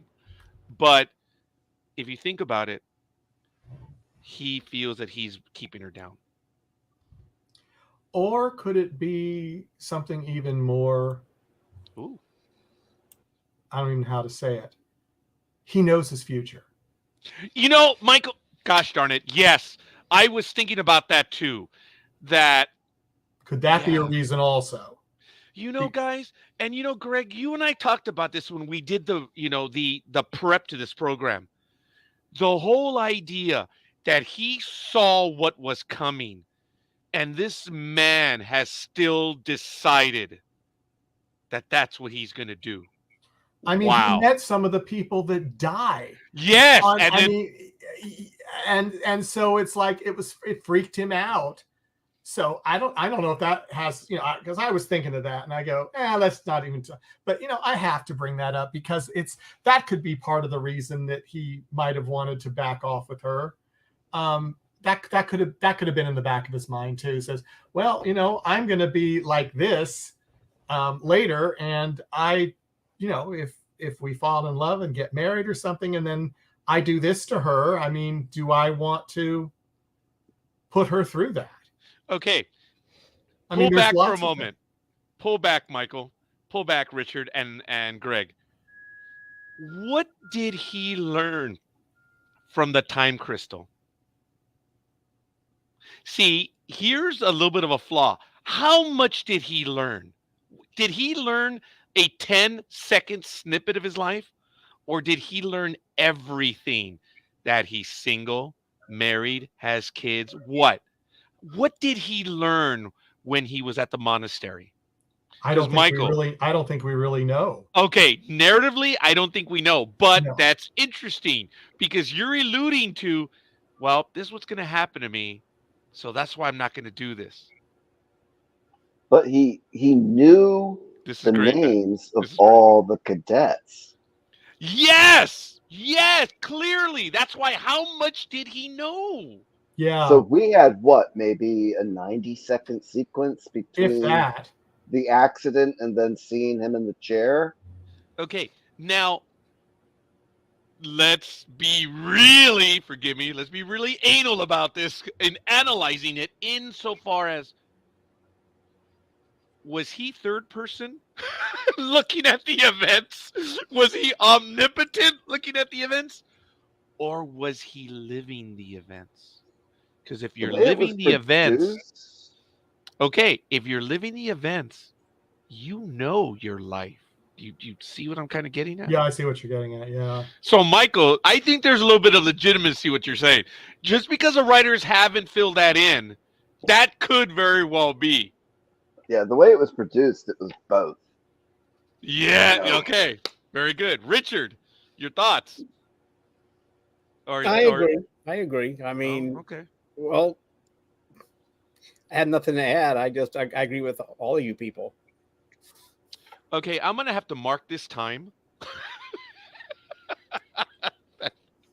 No, you don't need to do that. No. Well, that was one of the rare things that it we've all is actually 7:20 p.m. Pacific. Yeah, thank you. Okay. Now, help me out on this. He says, I feel the absence, the loss. Was that Luke? Luke was talking about that, right? About his feelings. I feel the absence, the loss. Okay. And then we see that Lon is getting worse. Did you guys notice? Okay. I noticed that she was looking bad. And I think there's 2 cut backs to her. Each time dude, she was looking worse. And it was like happening fast. I thought that was well done. Did you guys catch that, or was it me on the hyperdrive? I It was you on did. hyperdrive. I did. I also got a kick out of the interactions with Luke about, she's gonna be dead, and you're not gonna remember her tomorrow. So no big deal. I'm like, oh my god, and you know, several times in this episode, it pulled me back to that whole Lotus Eaters thing. Um, and even though it wasn't a narcotic, it was some sort of alien radiation to the planet. You know, these people liked their ignorance. There's like, yeah, we do our thing, we go to sleep, we forget, we wake up, no big deal. So that is kind of mirroring like drug addiction, where you're trying to forget Yeah, your feelings. yeah, Yeah. And you're right. I mean, if she died, they'd forget by the next day. Oh yeah, they wouldn't even know that she died because they would have forgotten. The forgetting would have numbed them to that pain. yeah. And he talks about that. He said it's better not to know. And it's funny because if you think about what Luke is talking about, it's just at the end, it's at the bottom of his subconscious or the top. He knows what he has, but he doesn't. He has a loss, and everything he says is related to a loss. He doesn't want to know. He's almost in PTSD denial, and no insult to anyone with PTSD, folks, but it's the best way I can He describe also it. he scrolled out the tattoo so he wouldn't know. Yeah, that's So where it he- happened, right? It was in this scene where he says it. He marked showed them his out. arm. He said, "I don't want to remember," and you can tell that he just whatever he used to scratch that, to get rid of any sign of his past. He, like you said, he didn't want to know. He wanted to keep the forgetting going because he didn't want to know. And it's like people that get an addiction or sometimes trying to forget. Not always addictions as that, but people want to forget, so they take drugs or whatever. And some are good and some are bad, but I wouldn't know other than the narcotics I'm giving right that's now. what I'm saying, Roger. Your narcotics help you. Maybe you don't forget, but they help you get through your pain. So here, okay, okay, very good. Elizabeth says some of this kind of reminds me of dementia as well, and yes, PTS as well. So that's fair, and I appreciate that. Now, folks, this episode is entitled "Among the Lotus Eaters." As we move through the episode, it fits. Could this episode also have been entitled "Ignorance is Bliss"? I think it could have. Yeah, that would have been a straightforward, simpler title, but yeah. It might have given it away a little bit. Do you think? It might have, yes. Yeah, it would have been too straight on. So yeah. So, going through the White Lotus thing's a lot better, but still, If it's what you it's go by about. the It's about depth, but that's probably the message of this episode is that people that are trying, they want to forget and they want to, and of course they think that's what they want, and we find out later. Well, we'll get to that later, but you know what I mean. yes. I'm not trying to correct you, Greg, but everything you said about Lotus Eaters from I was going to say scripture. Ooh, sorry. From sorry. From What? everything you said earlier was right on. But when you look at the definition on Wikipedia, sorry, everything he said figuratively, Lotus Eater denotes a person who spends their time indulging in pleasure and luxury. That's exactly what you said. But the last part of it is rather than dealing with practical concerns. I think that's where the title is amongst the Lotus Eaters. It's a tangential connection. It's you want to get away from your practical concerns. It's a lot deeper than that.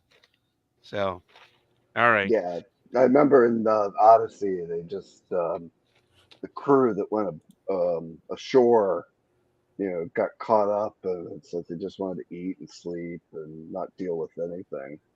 Yeah. Isn't that the one that kind of okay? If you go back to TOS when the flowers with the spores, Yes, that's what I was actually expecting this to be more like instead of. I mean, I don't know why it just hit me, but it just hit me like, wait a minute, the spores were, Spock had all these emotions, and he's like, he was happy, he didn't want to go back.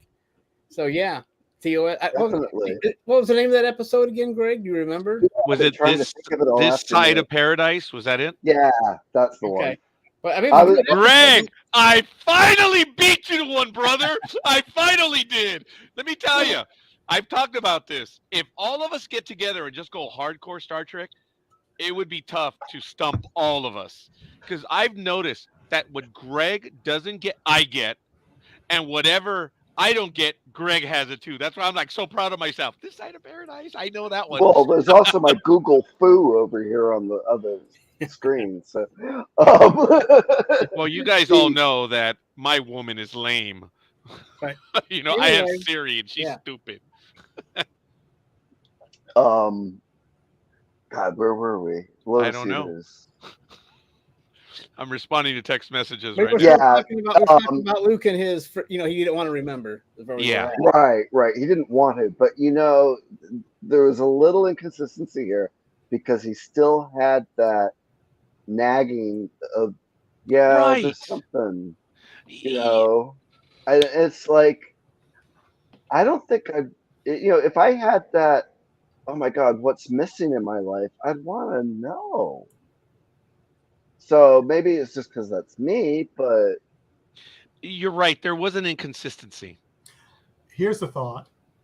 How about, because he said about emotions made, it makes you kind of remember.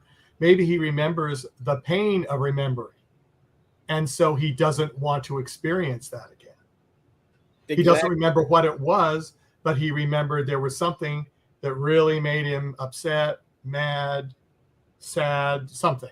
And so he doesn't want to do that. I don't know. That's exactly right, Michael. That's exactly right. I mean, that's, he's like on the cusp, but he wants to keep the forgetting going, so he doesn't actually remember what the pain is, but he still has it in the back of his conscious. You're right on target there, Michael. I readily acquiesce to that one. That was for you, Elizabeth.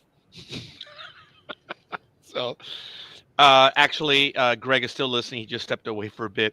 I read the comment from Greg that he was going to be listening. I was going to mess with him. I was going to say, hey, guys, when he comes back, let's tell him, we're done. But he's listening, so it takes away from that. So after that, we move on. And guys, this is why I love we're able to do this, talk it through, because the insight, all of us bring a unique insight. I mean, when Greg and I are doing it, what I miss, he picks up, and etc. What he misses, I pick up. And now having you guys, it helps. And you too, Elizabeth. You've been here for every episode. Thank you. So, Lon is getting worse. We switch screens. Red alert! Red alert! Spock and Ortegas have lost their memories. And I think she says something about an emotion being scared. And Spock says, emotions are not facts.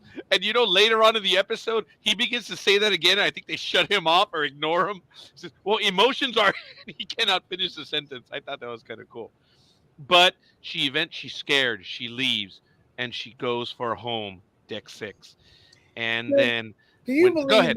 that, real quick here, do you think that Spock should have reverted more to the old Vulcan emotional state when he lost his memory into the forgetting, or should he have stayed in kind of control of his Vulcan stoic thing?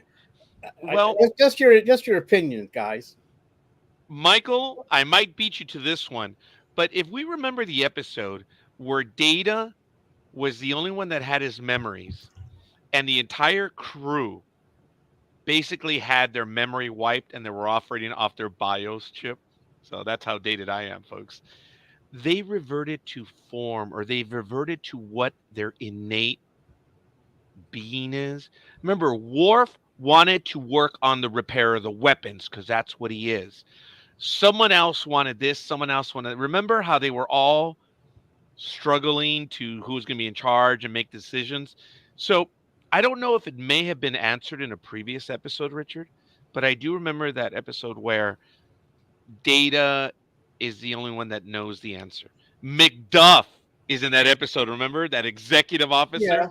But I'm just saying that's Data. I'm talking about Spock kind of going back to his primal Vulcan ways, because I'm just asking the question. I just don't know if he should have any kind of more emotions, because he would forget that all of his his Vulcan mind training and all that stuff, or am I wrong on that? That's why I'm asking. I mean, Data's a Data. I mean, I'm talking about Spock and going back to his Vulcan roots. I just said it was in that episode where Data didn't lose his memory. Well, I know, but I commented that Worf was, remember, he was, when they had damage, they had stuff, and they're all deciding what to do. And someone said, well, we got to do the shields, we got to repair the engines, we got to repair the weapons. And Worf was like, wow, we got to get the weapons. That's first and foremost. Because he was sticking to his Klingon. innate self. Yeah. Yes. But they remembered what they were supposed to be doing too. But this anyway. What do you, Michael? Am I wrong on that, or should Spock just stay the Vulcan way? I think it's all how you interpret what Luke said about how things work, because that was totally ingrained in Spock, especially since he was half human and he had those human emotions also wrapped up with the Vulcan ones. Right. So I'm not even sure. I'm not even sure how to answer that.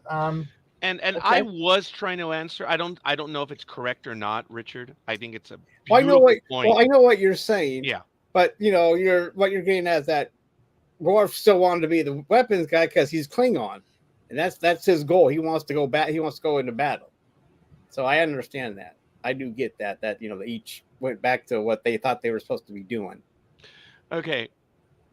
But you're Richard still never. saying Worf wanted to be a security officer because that's what or doing battle because that's what he was used to doing. He was a warrior, his innate self. But Elizabeth says if Primo, he would be more Romulan Vulcan. So it would have been not necessarily stoic. He would have been more Romulan, more blood burning, stuff like that. Oh man, Well, that means Ortegas was in That's what danger. I'm saying. So should he go back to that, or Emotions should he are still stay not the stoic fact. Vulcan, the emotionless But is Vulcan, that a or should he chargeable went offense? back a little bit, been a little bit more Romulan because he would forget all of some of his. Plus, he's human, so some of that emotion might have come out even more since he's forgetting his Vulcan mind stuff or his training. I'm just putting it out there. If you think he's supposed to stay stoic, that's fine. It's just an opinion thing. It's not really. I don't think there's no right or wrong answer. I had the same thoughts, Richard, actually. But I think on my second watch, my comment was that he still held onto his logic, noting that people were retaining skills. Like Pike was out of it, but he knew, he didn't have calluses on his hands. He knew he wasn't a laborer. And Banga instinctively knew that he should be doing some sort of medicine. Once Ortegas, was doing her mantra as she was going back to the bridge, she knew she could fly that ship. So, Right. Okay. So I was the first watch before I finished my first cup of coffee at 6 a.m. this morning.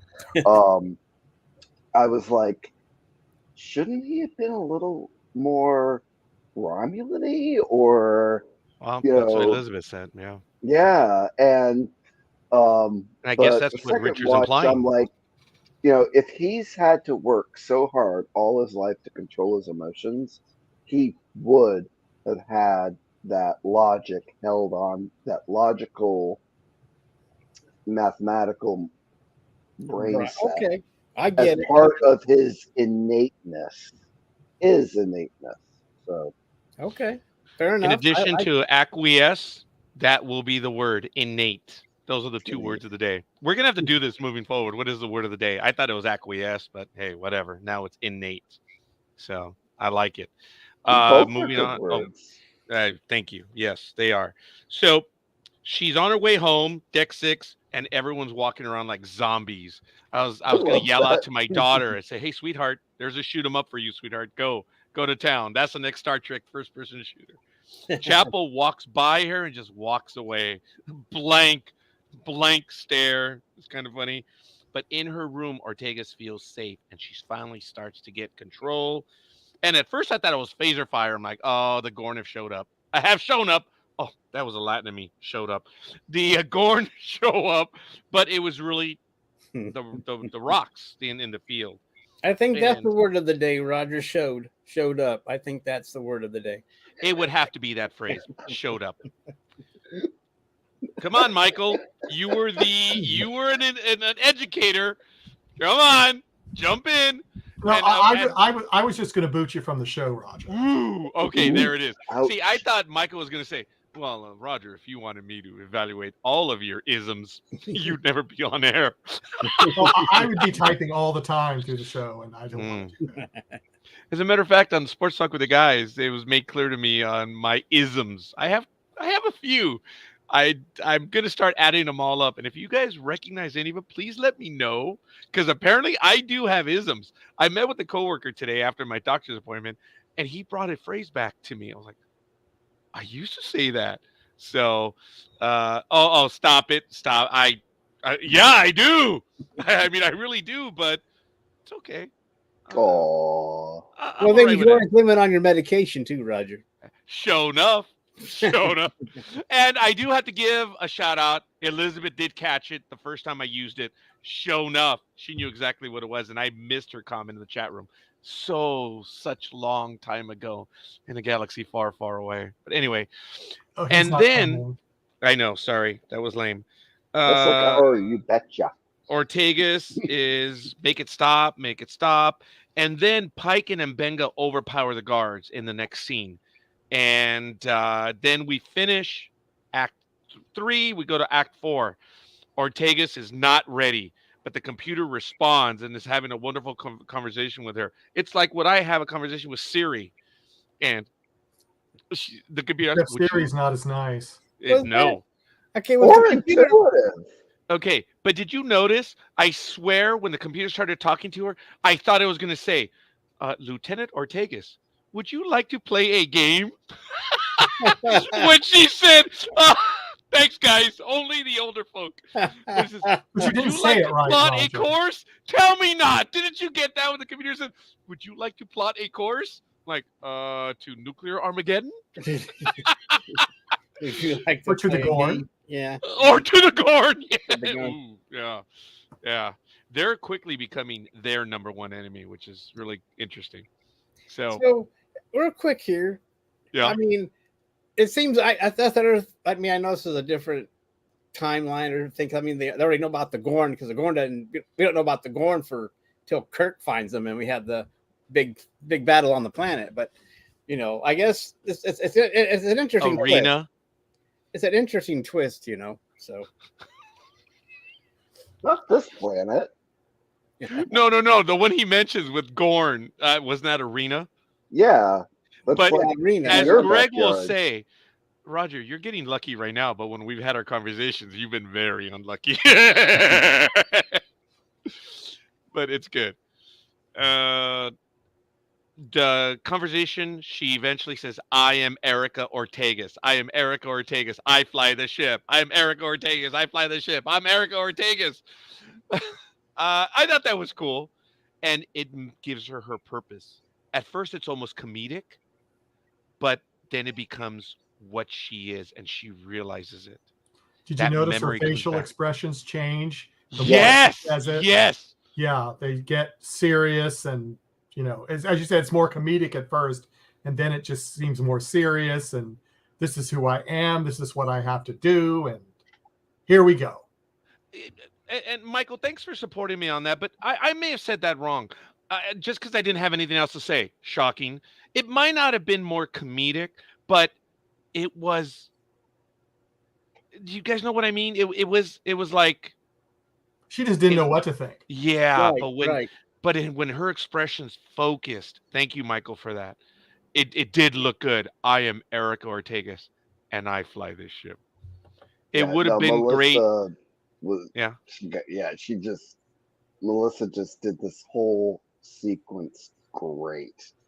It would have been I'd great. love to had see she- the outtakes because I think there's a lot of Melissa and Ortega, Yeah. but that whole sequence, I was so happy she did get this little moment.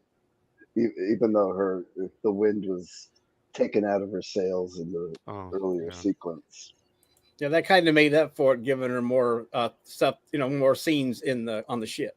It did. It did. Well, I'm liking a lot of her lines. You guys weren't here for the episode when I laughed with Greg when her line when they say Prime Directive, it's General Order 1. They said, well, no, they're calling it Prime Directive. And without skipping a beat, she's like, that's not gonna hold. That's not gonna take Yep. hold. I love that. How many times have you guys been at work and you have the guys in the background always talking smack? Say, well, we're changing this to mean this. The guys in the back like, yeah, it's not gonna fly, or whatever. I thought that was Yeah. so human. I love this Prime Direct. That's not gonna stick. Little Roger does and I Ortega know this well because of all the engineering and computer stuff. I'm I I'm guess so. actually disappointed. We still have to deal with Cloud. I'm It's sorry. But dude, I had to deal with that. It was funny. I was called the Rico Whisperer because that's the machine we had at the time, yes. and it did anger them. And I really didn't know at first that they were disabling it until it dawned on me. I said, "Wait a minute, how the hell, bastards!" It was done on purpose. There's no way. Oh, I told management. Yeah, I was like, But anyway, I was always called for that. It was really funny. So she later on says in another scene, I guess when she's down the hall or on the bridge, I'm the only one that can. That was cool. That was a cool scene for her. And then we switch. Pike storms the palace, and I guess he was enlisted because Pike just absolutely lights him up like a Christmas tree in summer. You see it, it's daylight, and Pike just lights him up, man. No, that was good. That was Yeah. it's like this episode, there was a lot of the personal stuff, there was a lot of the character stuff, but they finally were bringing in the action adventure stuff. It was a decent sequence. I didn't feel cheated like with last week's car chase. Um, Oh, yeah, oh yeah. even though it wasn't a long sequence, it was very well done. And this was okay. This was Pike's, Shatner moment. He gets to, do the, sharp shooting and, be the cowboy for a few minutes, and that was that helped with the testosterone flowing. Right after that, Ortegas flies him out, and Spock's like, hey, hey, hey, hey, proximity alert. She's like, no problem. And she uses the phasers to carve an asteroid. She carves the hole, and Enterprise breaks through. I was all right with it. I was like, okay. It was corny. It wasn't as bad as Data flying the D through the Borg cube. It wasn't that corny, but it was cute, and it was cute with her doing it too. And you know, I was just amazed at watching the phasers cut a hole in an asteroid and the ship doing a complete roll as it was doing it. And Yeah, I just these big ships have such mobility. It's like, We've talked okay, about that. all yeah. right, I guess but we're with today's environment and CGI, they do whatever they can get away with. They don't care. They can do what they want. Physics be damned, and let's just do it. Yeah, Yeah. that's a problem with Star Trek. This was a great lumbering ship. That was the whole idea of Voyager. Remember, Voyager can go with the big lumbering starships cannot go.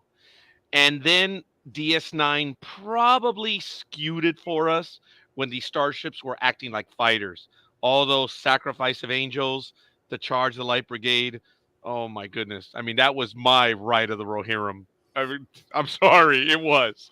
But I apologize for the dog over here. But as the scene moved on, he's still fighting out with Zach, and it's where a box cannot hold memories because he asked for the casket. What casket? You're a moron. Yeah. There's nothing. You're wrong. They were wrong. They're wrong. And a box cannot hold memories anyway. And then, but isn't it funny? A box may not, but a pendant might. Interesting little connection there. Pike's about to waste them, and the memory comes back. The way Pike went from almost a barbaric, okay, not necessarily barbaric, but he was not himself. And when the memory came back, Pike returned. Did you guys get that? I did. Yeah. That was good. That is phenomenal acting, folks. You could see he was who he needed to be again. And then Pike was like, I mourned you. I didn't forget you. I mourned you. And I'm so sorry for that you got left behind. And, he says a few other things, but then he says, and as far as what's going to happen, that's up to Starfleet to determine. Or no, Starfleet will decide the rest. And I was like, oh, boy. Is he going to New Zealand? Is he going to wear a little collar or a little tag on his ankle? But then the line comes in, some memories are worth it. And the line is, you decided to stay. And that's where he says, I had a family. I had a son. And he now says, I'm grateful to have those memories. Wow. That was interesting. That was good. So they remove the asteroid. They eventually get it done. They send it back out to orbit, which I was kind of hoping it would do the cue ball stuff where it would hit another rock and then we have another problem altogether, but that didn't happen. So they were able to remove that asteroid or meteor. I guess it's a meteor at that point, or a meteorite, right? A meteor is when it's coming in. A meteorite is when it hits the surface, right, gentlemen? Yes. Thank you. And I had to think about it. Yeah. You made me guess there for a minute. Then Battelle says a routine prison transfer. Us was the word. He says, I was wrong. And then they refer to the thing again. It brings lost sailors home. So he then asked, will you forgive me? And her answer was almost what toxic masculinity would have had 20 years before. It would have been the male would have said, I'll tell you in the next 30 minutes. If we're still on. Lines are reversed, but that's okay. It's not bad. It was really cool. That's how it ended. It was a good Hallmark moment, yeah. Yeah, it was a good Hallmark moment. All right. Your thoughts on those last few scenes that we went through, and then we'll just sum it up, and we're going to end this episode real soon. So, Michael, your thoughts on the episode or that scene, the stuff that we just went through, stuff that I may have forgotten? Well, the episode, I really enjoyed the episode after my brain started working and I realized what Rigel 7 was. And then it was like everything just opened up and it was like, oh, this is so cool. Okay. Well, Greg put that on the background and Bonehead. I recognize that. Mm-hmm. But where's it from? And Greg was like, yet again. So that's what I'm talking about. We backstop each other. Well, actually, we all backstop each other, which is really cool. Oh, yeah. And I think it's fun. If we ever actually decide, and I hate the phrase geek out, I think we'd have a lot. I mean, we're already doing it now. Richard, your thoughts? I liked it. And the references, Regional 7. And, Luke, when he comes out of his daze, him actually saying, like you said earlier, he was glad he had his memories back because before he was happy being in a stupor, but now he's happy he has them back because now he can mourn his losses and remember his losses in the good times is what I'm getting at, that he, like his drug addiction is worn off and now he can just deal with it now. So this had a lot of things going on for it, for just, for an episode. A lot of things you could read into it besides, here's Regional 7 and the cage, blah blah blah. But yet we have other things. I think you can also say it has another social message too about drug addiction and stuff. In my opinion, so I enjoyed it. Escapism. What's Yeah, that? escapism. Yeah, escapism. You're right. Yeah, that too. Yeah, you're right, Greg. I like Yep. that. I believe there's some merit. I think this episode is a lot deeper. There's going to be more on this coming forward. I really believe stuff that even we've missed, and we're gonna. Oh man, it was right there. Greg, your thoughts? The wrap up I thought was really good. Next Generation used to get in this really bad habit of making those last 3 to 4 minutes seem so quick and so petty, but this one they built up to it. And it wasn't a letdown. The way they wrapped up the episode, you had the feeling, the sense of where they were going from like the end of Act 2 on, and they took the whole third act to get there, and it was a rewarding writing. The writing for me was rewarding in that regard. They blended the action with the emotion really well, something that Star Trek used to get right through like the fourth and fifth seasons of Next Generation, and kind of lost it in Discovery when they tried to come back to it. And this episode did that. They just really had a great way of knitting all of these things. Yeah, we've seen them before. My score is going to be a little lower because of that reliance on the old tropes, but what we hadn't seen was this crew go through that in this way. And the performances were great. And just everything came together.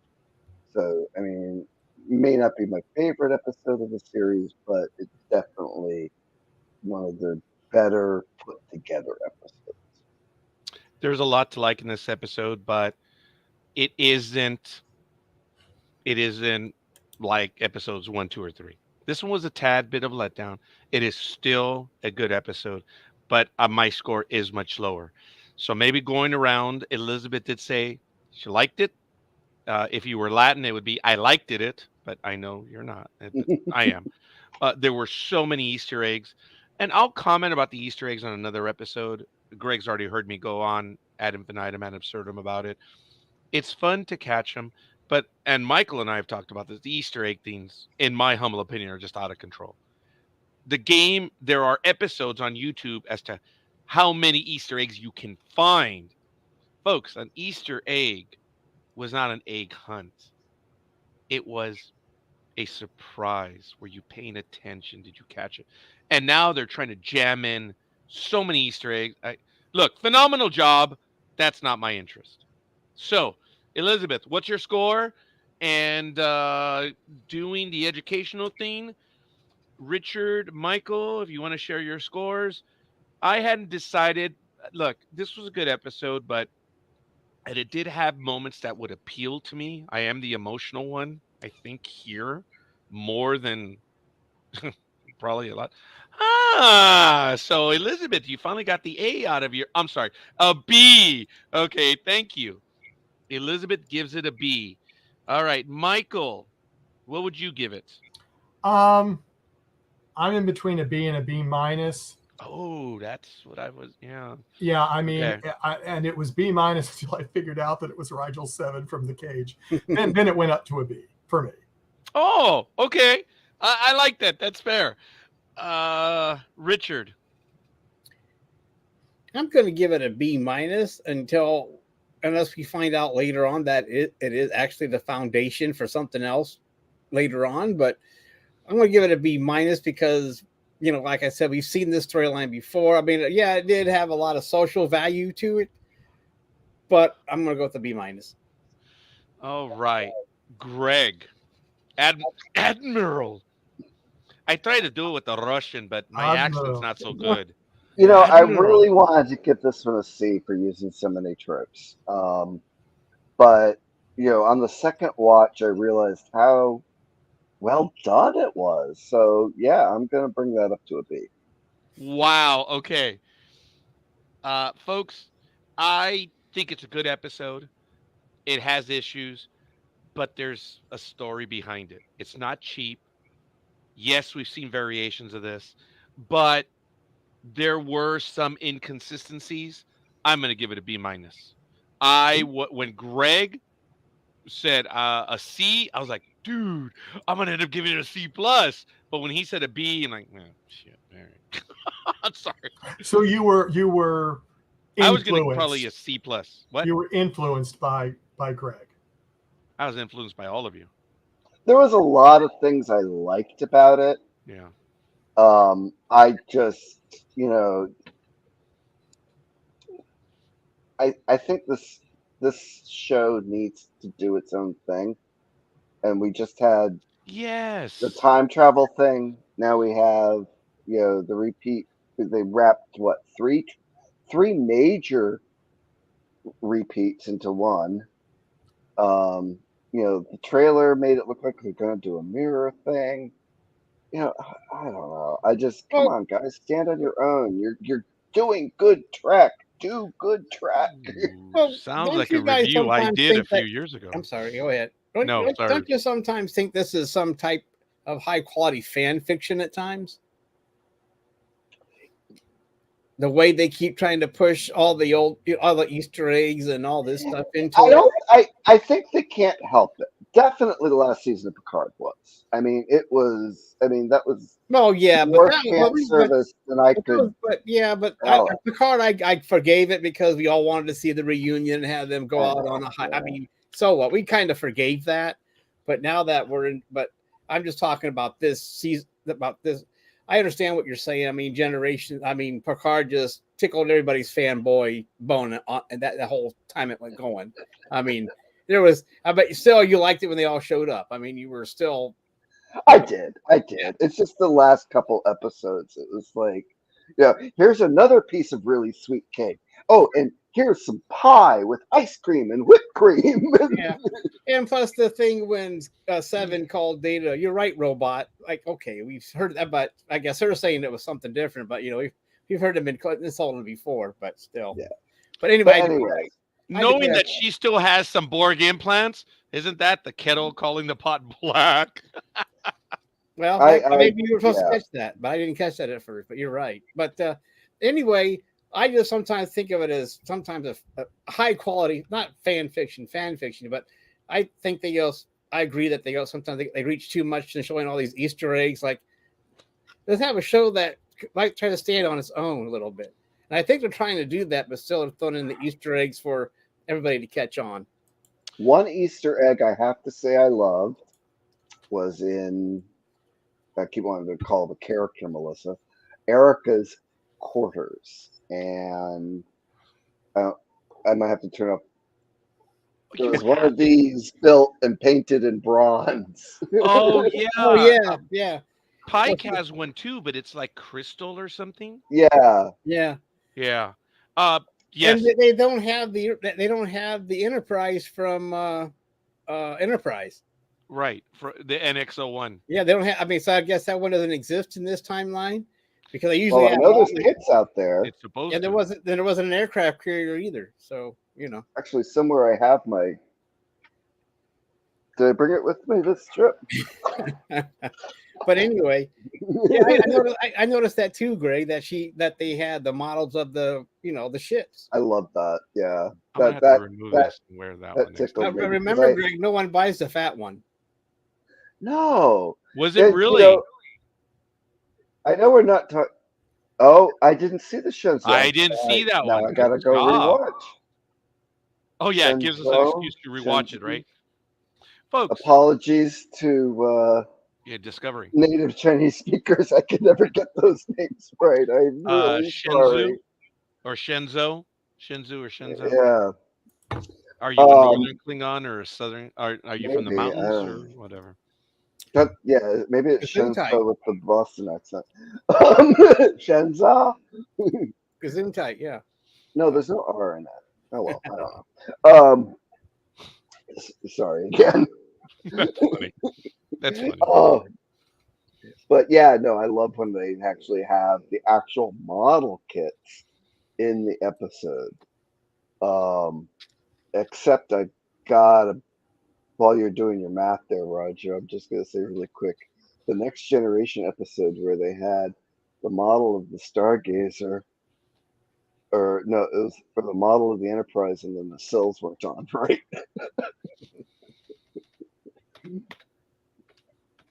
Anyway, Yeah, that you're that right. was my biggest nit of Next Generation was they had a model, but the cells weren't on, right? Yeah. Well, they were doing what they called kit bashing back then, and You know, I thought about that, but yeah. Mm-mm. yeah. You know, Greg, your comment about how they wrapped it together in this episode, I believe there's a lot of weight and merit to it. I would agree, and that's probably why I gave it a higher score. Otherwise, I would have given this somewhere in the C range. Yeah. Yeah, I No, know it's if they just were feeding us one trope after another, one Easter egg after another, it really was they annoying. But it was can. like good annoying. It was just so well Yeah. done. I had to appreciate it on my second watch.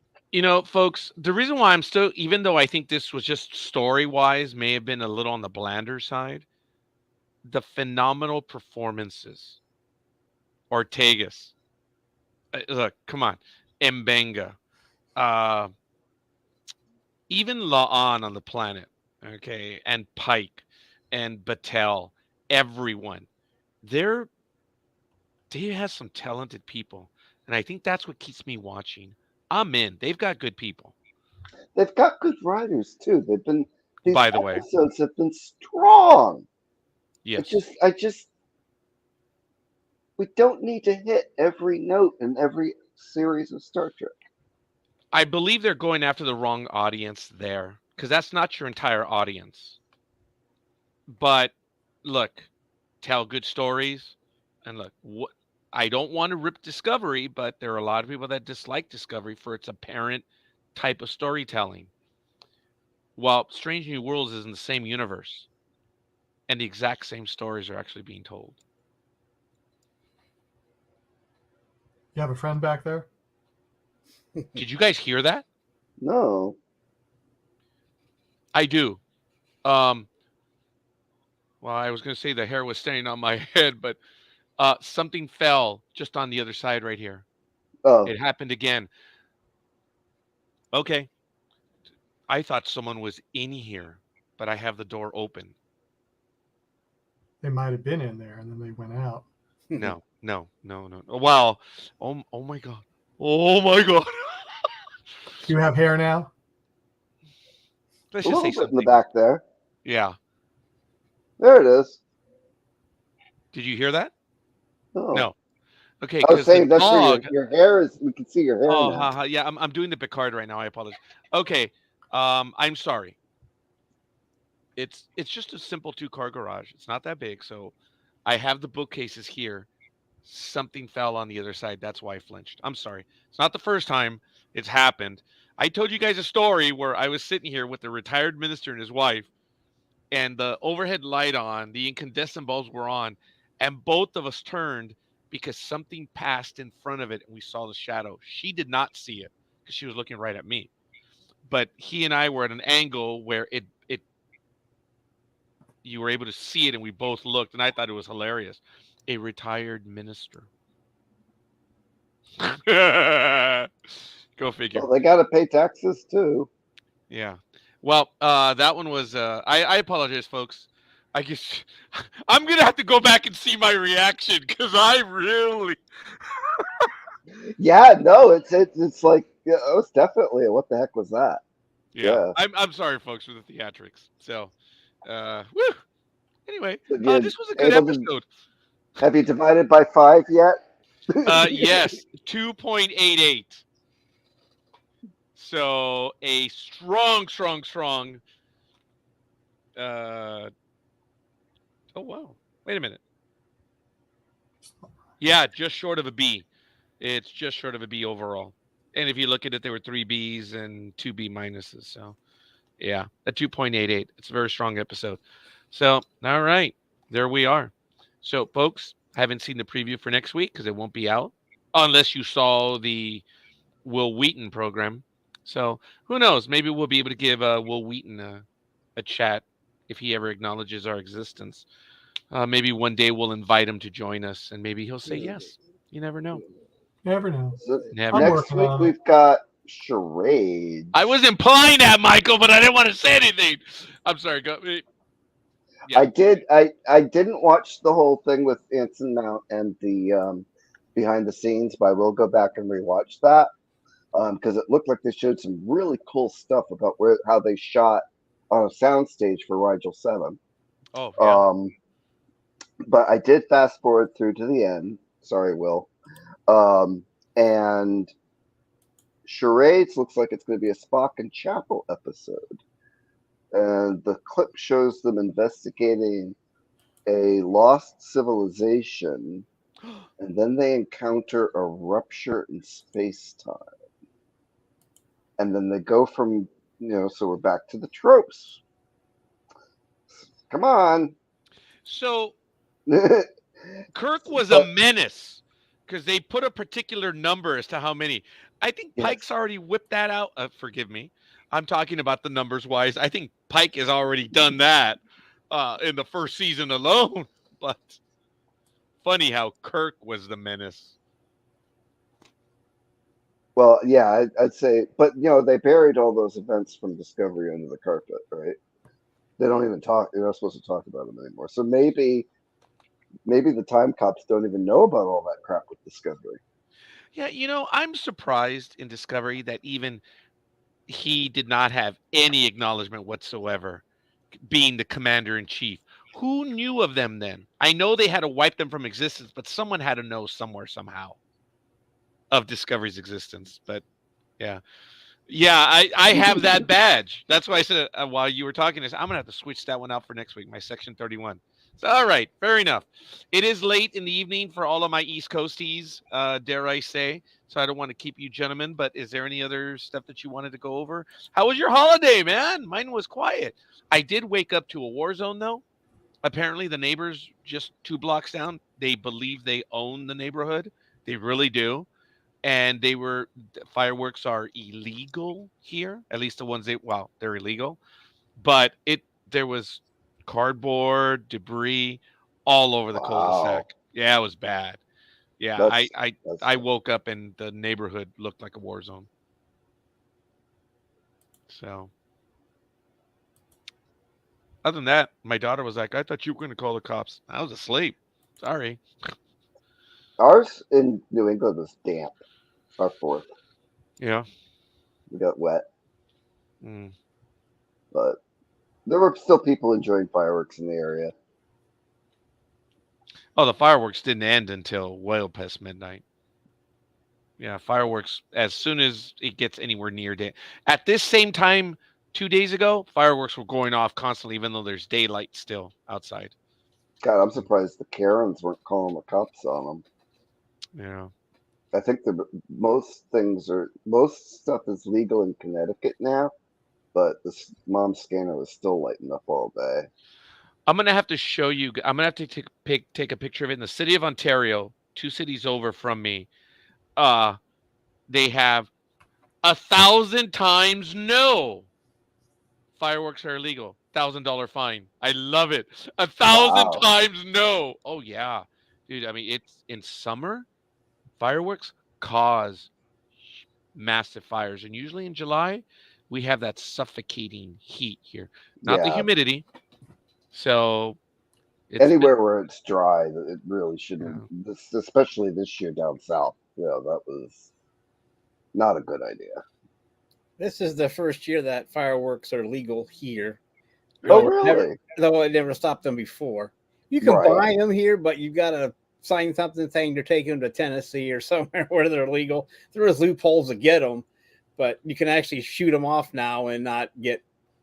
But it was pretty quiet. Usually, so to me, it was like, okay, now they legalized it, so no one shoots them off anymore because there's no big thrill in it. So I don't know, but this is the first year for Ohio to have them legal. You can actually buy them legal and send them off here in the state. So now let me ask a stupid question, Michael. knowing where you live, are fireworks legal or illegal? I would Where find it I live, amusing. they're illegal. How apropos that fireworks are illegal, 5 but blocks yet away. Yeah. 5 blocks away you can bribe a senator, and that's No, legal. they're illegal there. They're illegal in DC. Actually, Michael really is just outside the downtown. Well, not the downtown square, but you're in Maryland, right? Just Mhm. outside of Washington D.C. Yep. Yeah, that's crazy. He really is walking distance. I walked it, didn't I? Yes, you did. I left Maryland, walked, and I picked up the subway in D.C., right? That's correct. Mhm. Yeah, that's crazy. Yeah. Yeah. The public transit down there is actually really good. Well, yeah, but it doesn't start up as early as I thought they did. So I waited about 40 minutes outside on a wintry day, and I have nothing. Michael was kind enough to host me, and it was so cold. And you guys all know what happened. I had to get out of the house. I was up all night. I did not wake Michael, even though he was awake. I still didn't want to I drag was him awake out the to go whole take me. time. Yeah. Yeah, I know, Yeah. but I texted him. I said, I'm already at the station. Didn't want to wake you up. And he goes, dude, I'm awake. I'm like, well, you didn't hear me walk out, so whatever. My first adult DC trip for work was on a very blustery October, and I had to walk up the hill from Roslyn Station to the hotel. Oh, wait, where? Hence the wind. Yeah. No, which station? Roslyn. Roslyn Station in Arlington. Yeah. Oh, okay. That was on And the there's other like this side, huh, Mike? really steep No, you went hill. through that station since they diverted the subway over that. Oh, way. I did. You did. Mhm. Okay. Yeah. Because they had the bridge closed. That was the fast way to get to the airport. Oh, that's okay. I'm sorry, sis. Yes. I'm trying to remember. I actually, just for what it's worth, because I got the Metro card. Oh, damn! I got sent some. I still have mine somewhere. We haven't had an in-person meeting down there in 4 years now. I have the card, but oh, $4. I still have $4 on there. So here it is. We'll see. Yeah, we'll see. The weather was beautiful when I went to Washington D.C. in December. It was, what was it, Michael? 24 degrees to Something like that. Yeah. to as much as 50 or 60. I think it But went up to. wasn't I too think it bad. went up to upper 50s. That last Wow. day Yeah, the we last went- day was that we went to Michael's that house. restaurant and they Oh, had the yeah. World Cup on. Right. Dude, we yeah. were almost on a patio. Dude, it was beautiful weather. I think it was in the 60s for being in December. That was Mhm. nice. Yeah. That was. But anyway, it was all good. And we'll see. So it was good. I enjoyed the episode. It was good stuff. I enjoyed speaking with you gentlemen. And it was good. And I'm going to have to acknowledge the soul that's here. But does it remember? It probably hadn't seen the episode yet. Though. Or is it a So I memory? guess. Ooh.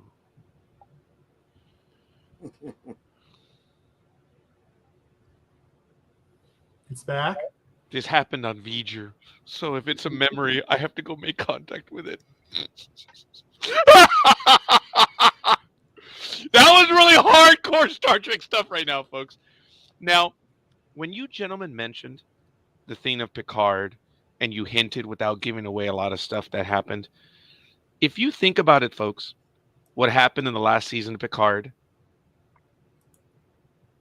call it fan service, call it an Easter egg. Think about it. What happened in Picard, the third season, is what everyone wanted to happen in the new Star Wars movies, and we never saw it.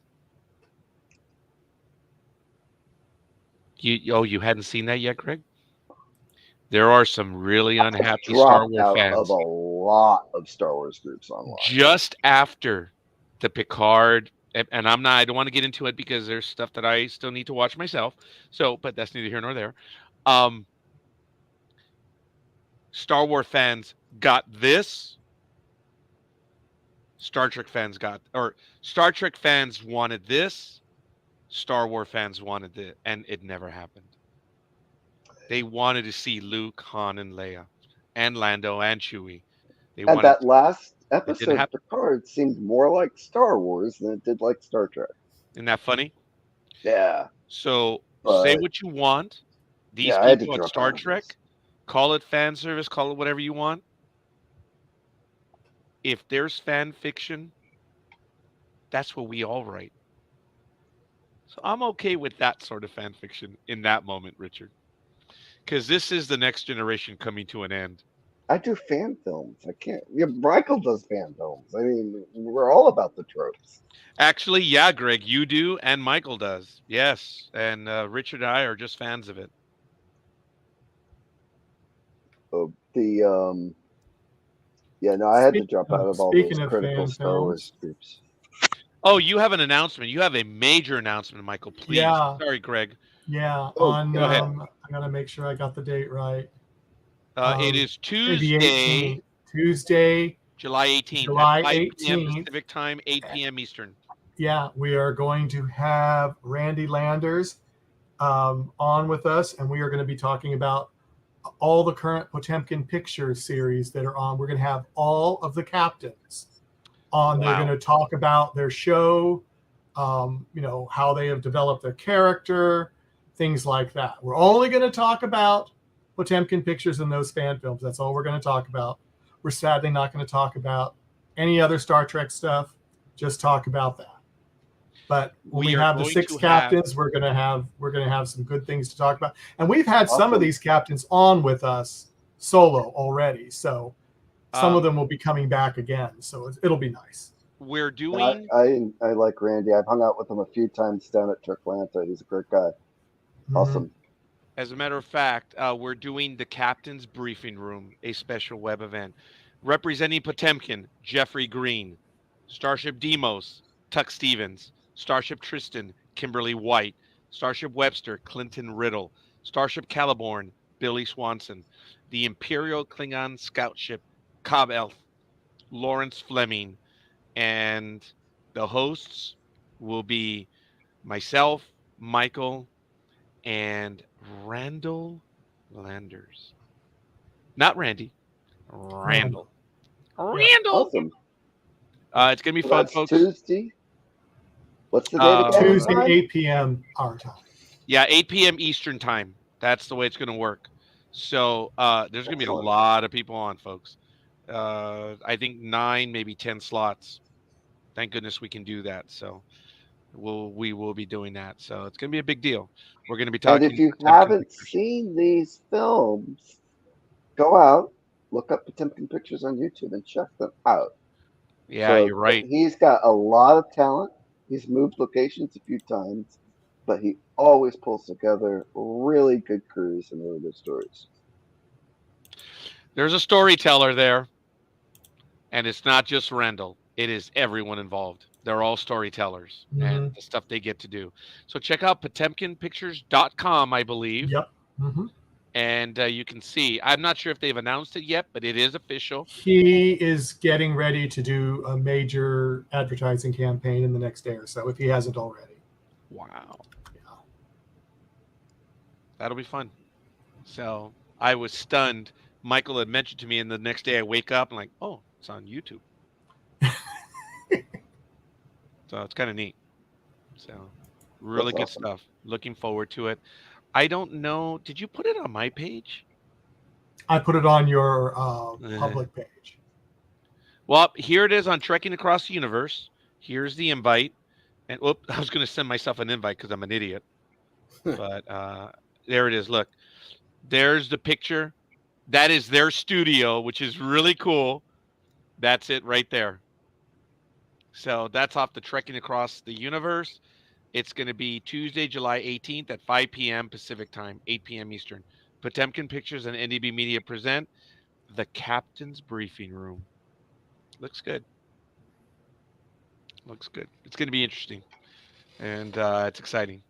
And they have the Federation flag. Rrr. I know. I haven't gotten it yet. So we'll see. So that's good. But we should probably wrap up since we have gone over our normal. Yeah, we were actually doing it pretty good. The first time we went 2 hours, but it was funny because Greg and I spent an hour and 23 minutes before we even got into the episode. Remember that one? That might have been the first episode or the second one. Anyway, so we've been doing about an hour and a half. So we've gone over clearly quite a bit, but it's all good. Last thoughts, gentlemen? Well, I'm just glad I figured out all the ramifications of that episode. So that's all I'm going to say. All right. Don't forget, head on over to ndbmedia.net. We thank you. Michael has done a phenomenal job on being able to arrange all these guests. He's the one doing it. I'm not. You kidding me? And Michael has done a phenomenal job and continues to do so. It's just unbelievable.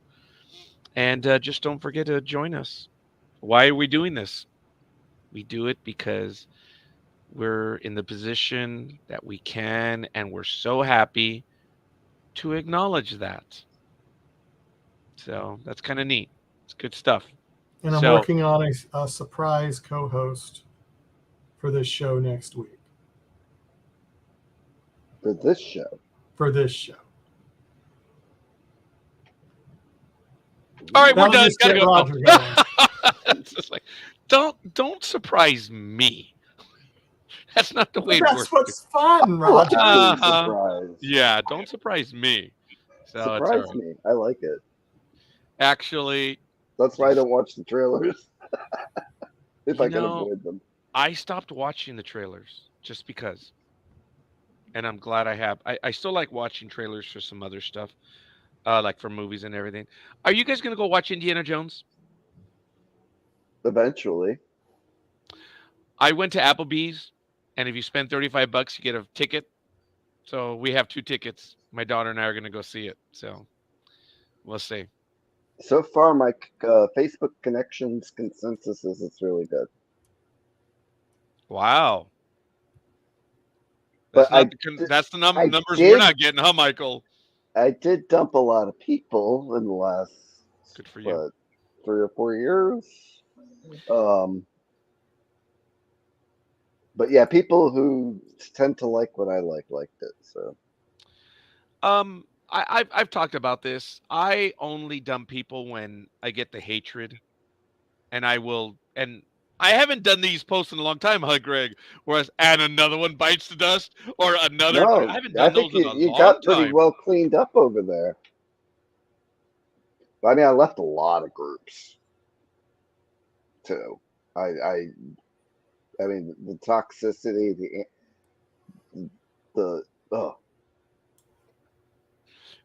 we went to Spectrum yesterday. We turned in our cable box because I found out. Yeah, I have to change the topic. I'm waiting for Richard to say something on that comment, but whatever. I'm paying $220 for cable and 500 gig internet, whatever. Well, we dumped the cable, and I guess we're only going to be paying $49 now. I watch an hour of cable a week. That's it. And Michael, I have Peacock, so I'll still be watching the Ark. Okay, good. Yeah. So we'll see. I'm looking forward to that next year. So season 2. Yeah. Mm-hmm. We'll see. All right. Any other comments, gentlemen? Stay well. All right. Well, folks, I know it's only the 4th episode in, and we're going to cover the 6 remaining episodes. Shortly thereafter, we're going to start up with Ahsoka as well. I invite my co-hosts here if they wish to join. We may have a surprise co-host for that one as well. I don't know if they've said yes or not, but just let us know. We'd love to have you on. The conversation is better when we have like this because we all learn from each other. And Elizabeth, your comments in the chat room are much appreciated, and I look forward to them as well. So, but beyond that, ladies and gentlemen, on behalf of my co-hosts, I have to tell you that even though they may decide between Trekkie and Trekker, at heart, all of us here, everyone who watches it, we are all citizens of the Federation because if we could, we would. And maybe by our trying, we will get there. It's not bad to try to live up to those ideals. Peace and long life. And I guess we'll see you tomorrow. Oh, I'm sorry, next week. And the week after. And the week after that. We'll see you guys.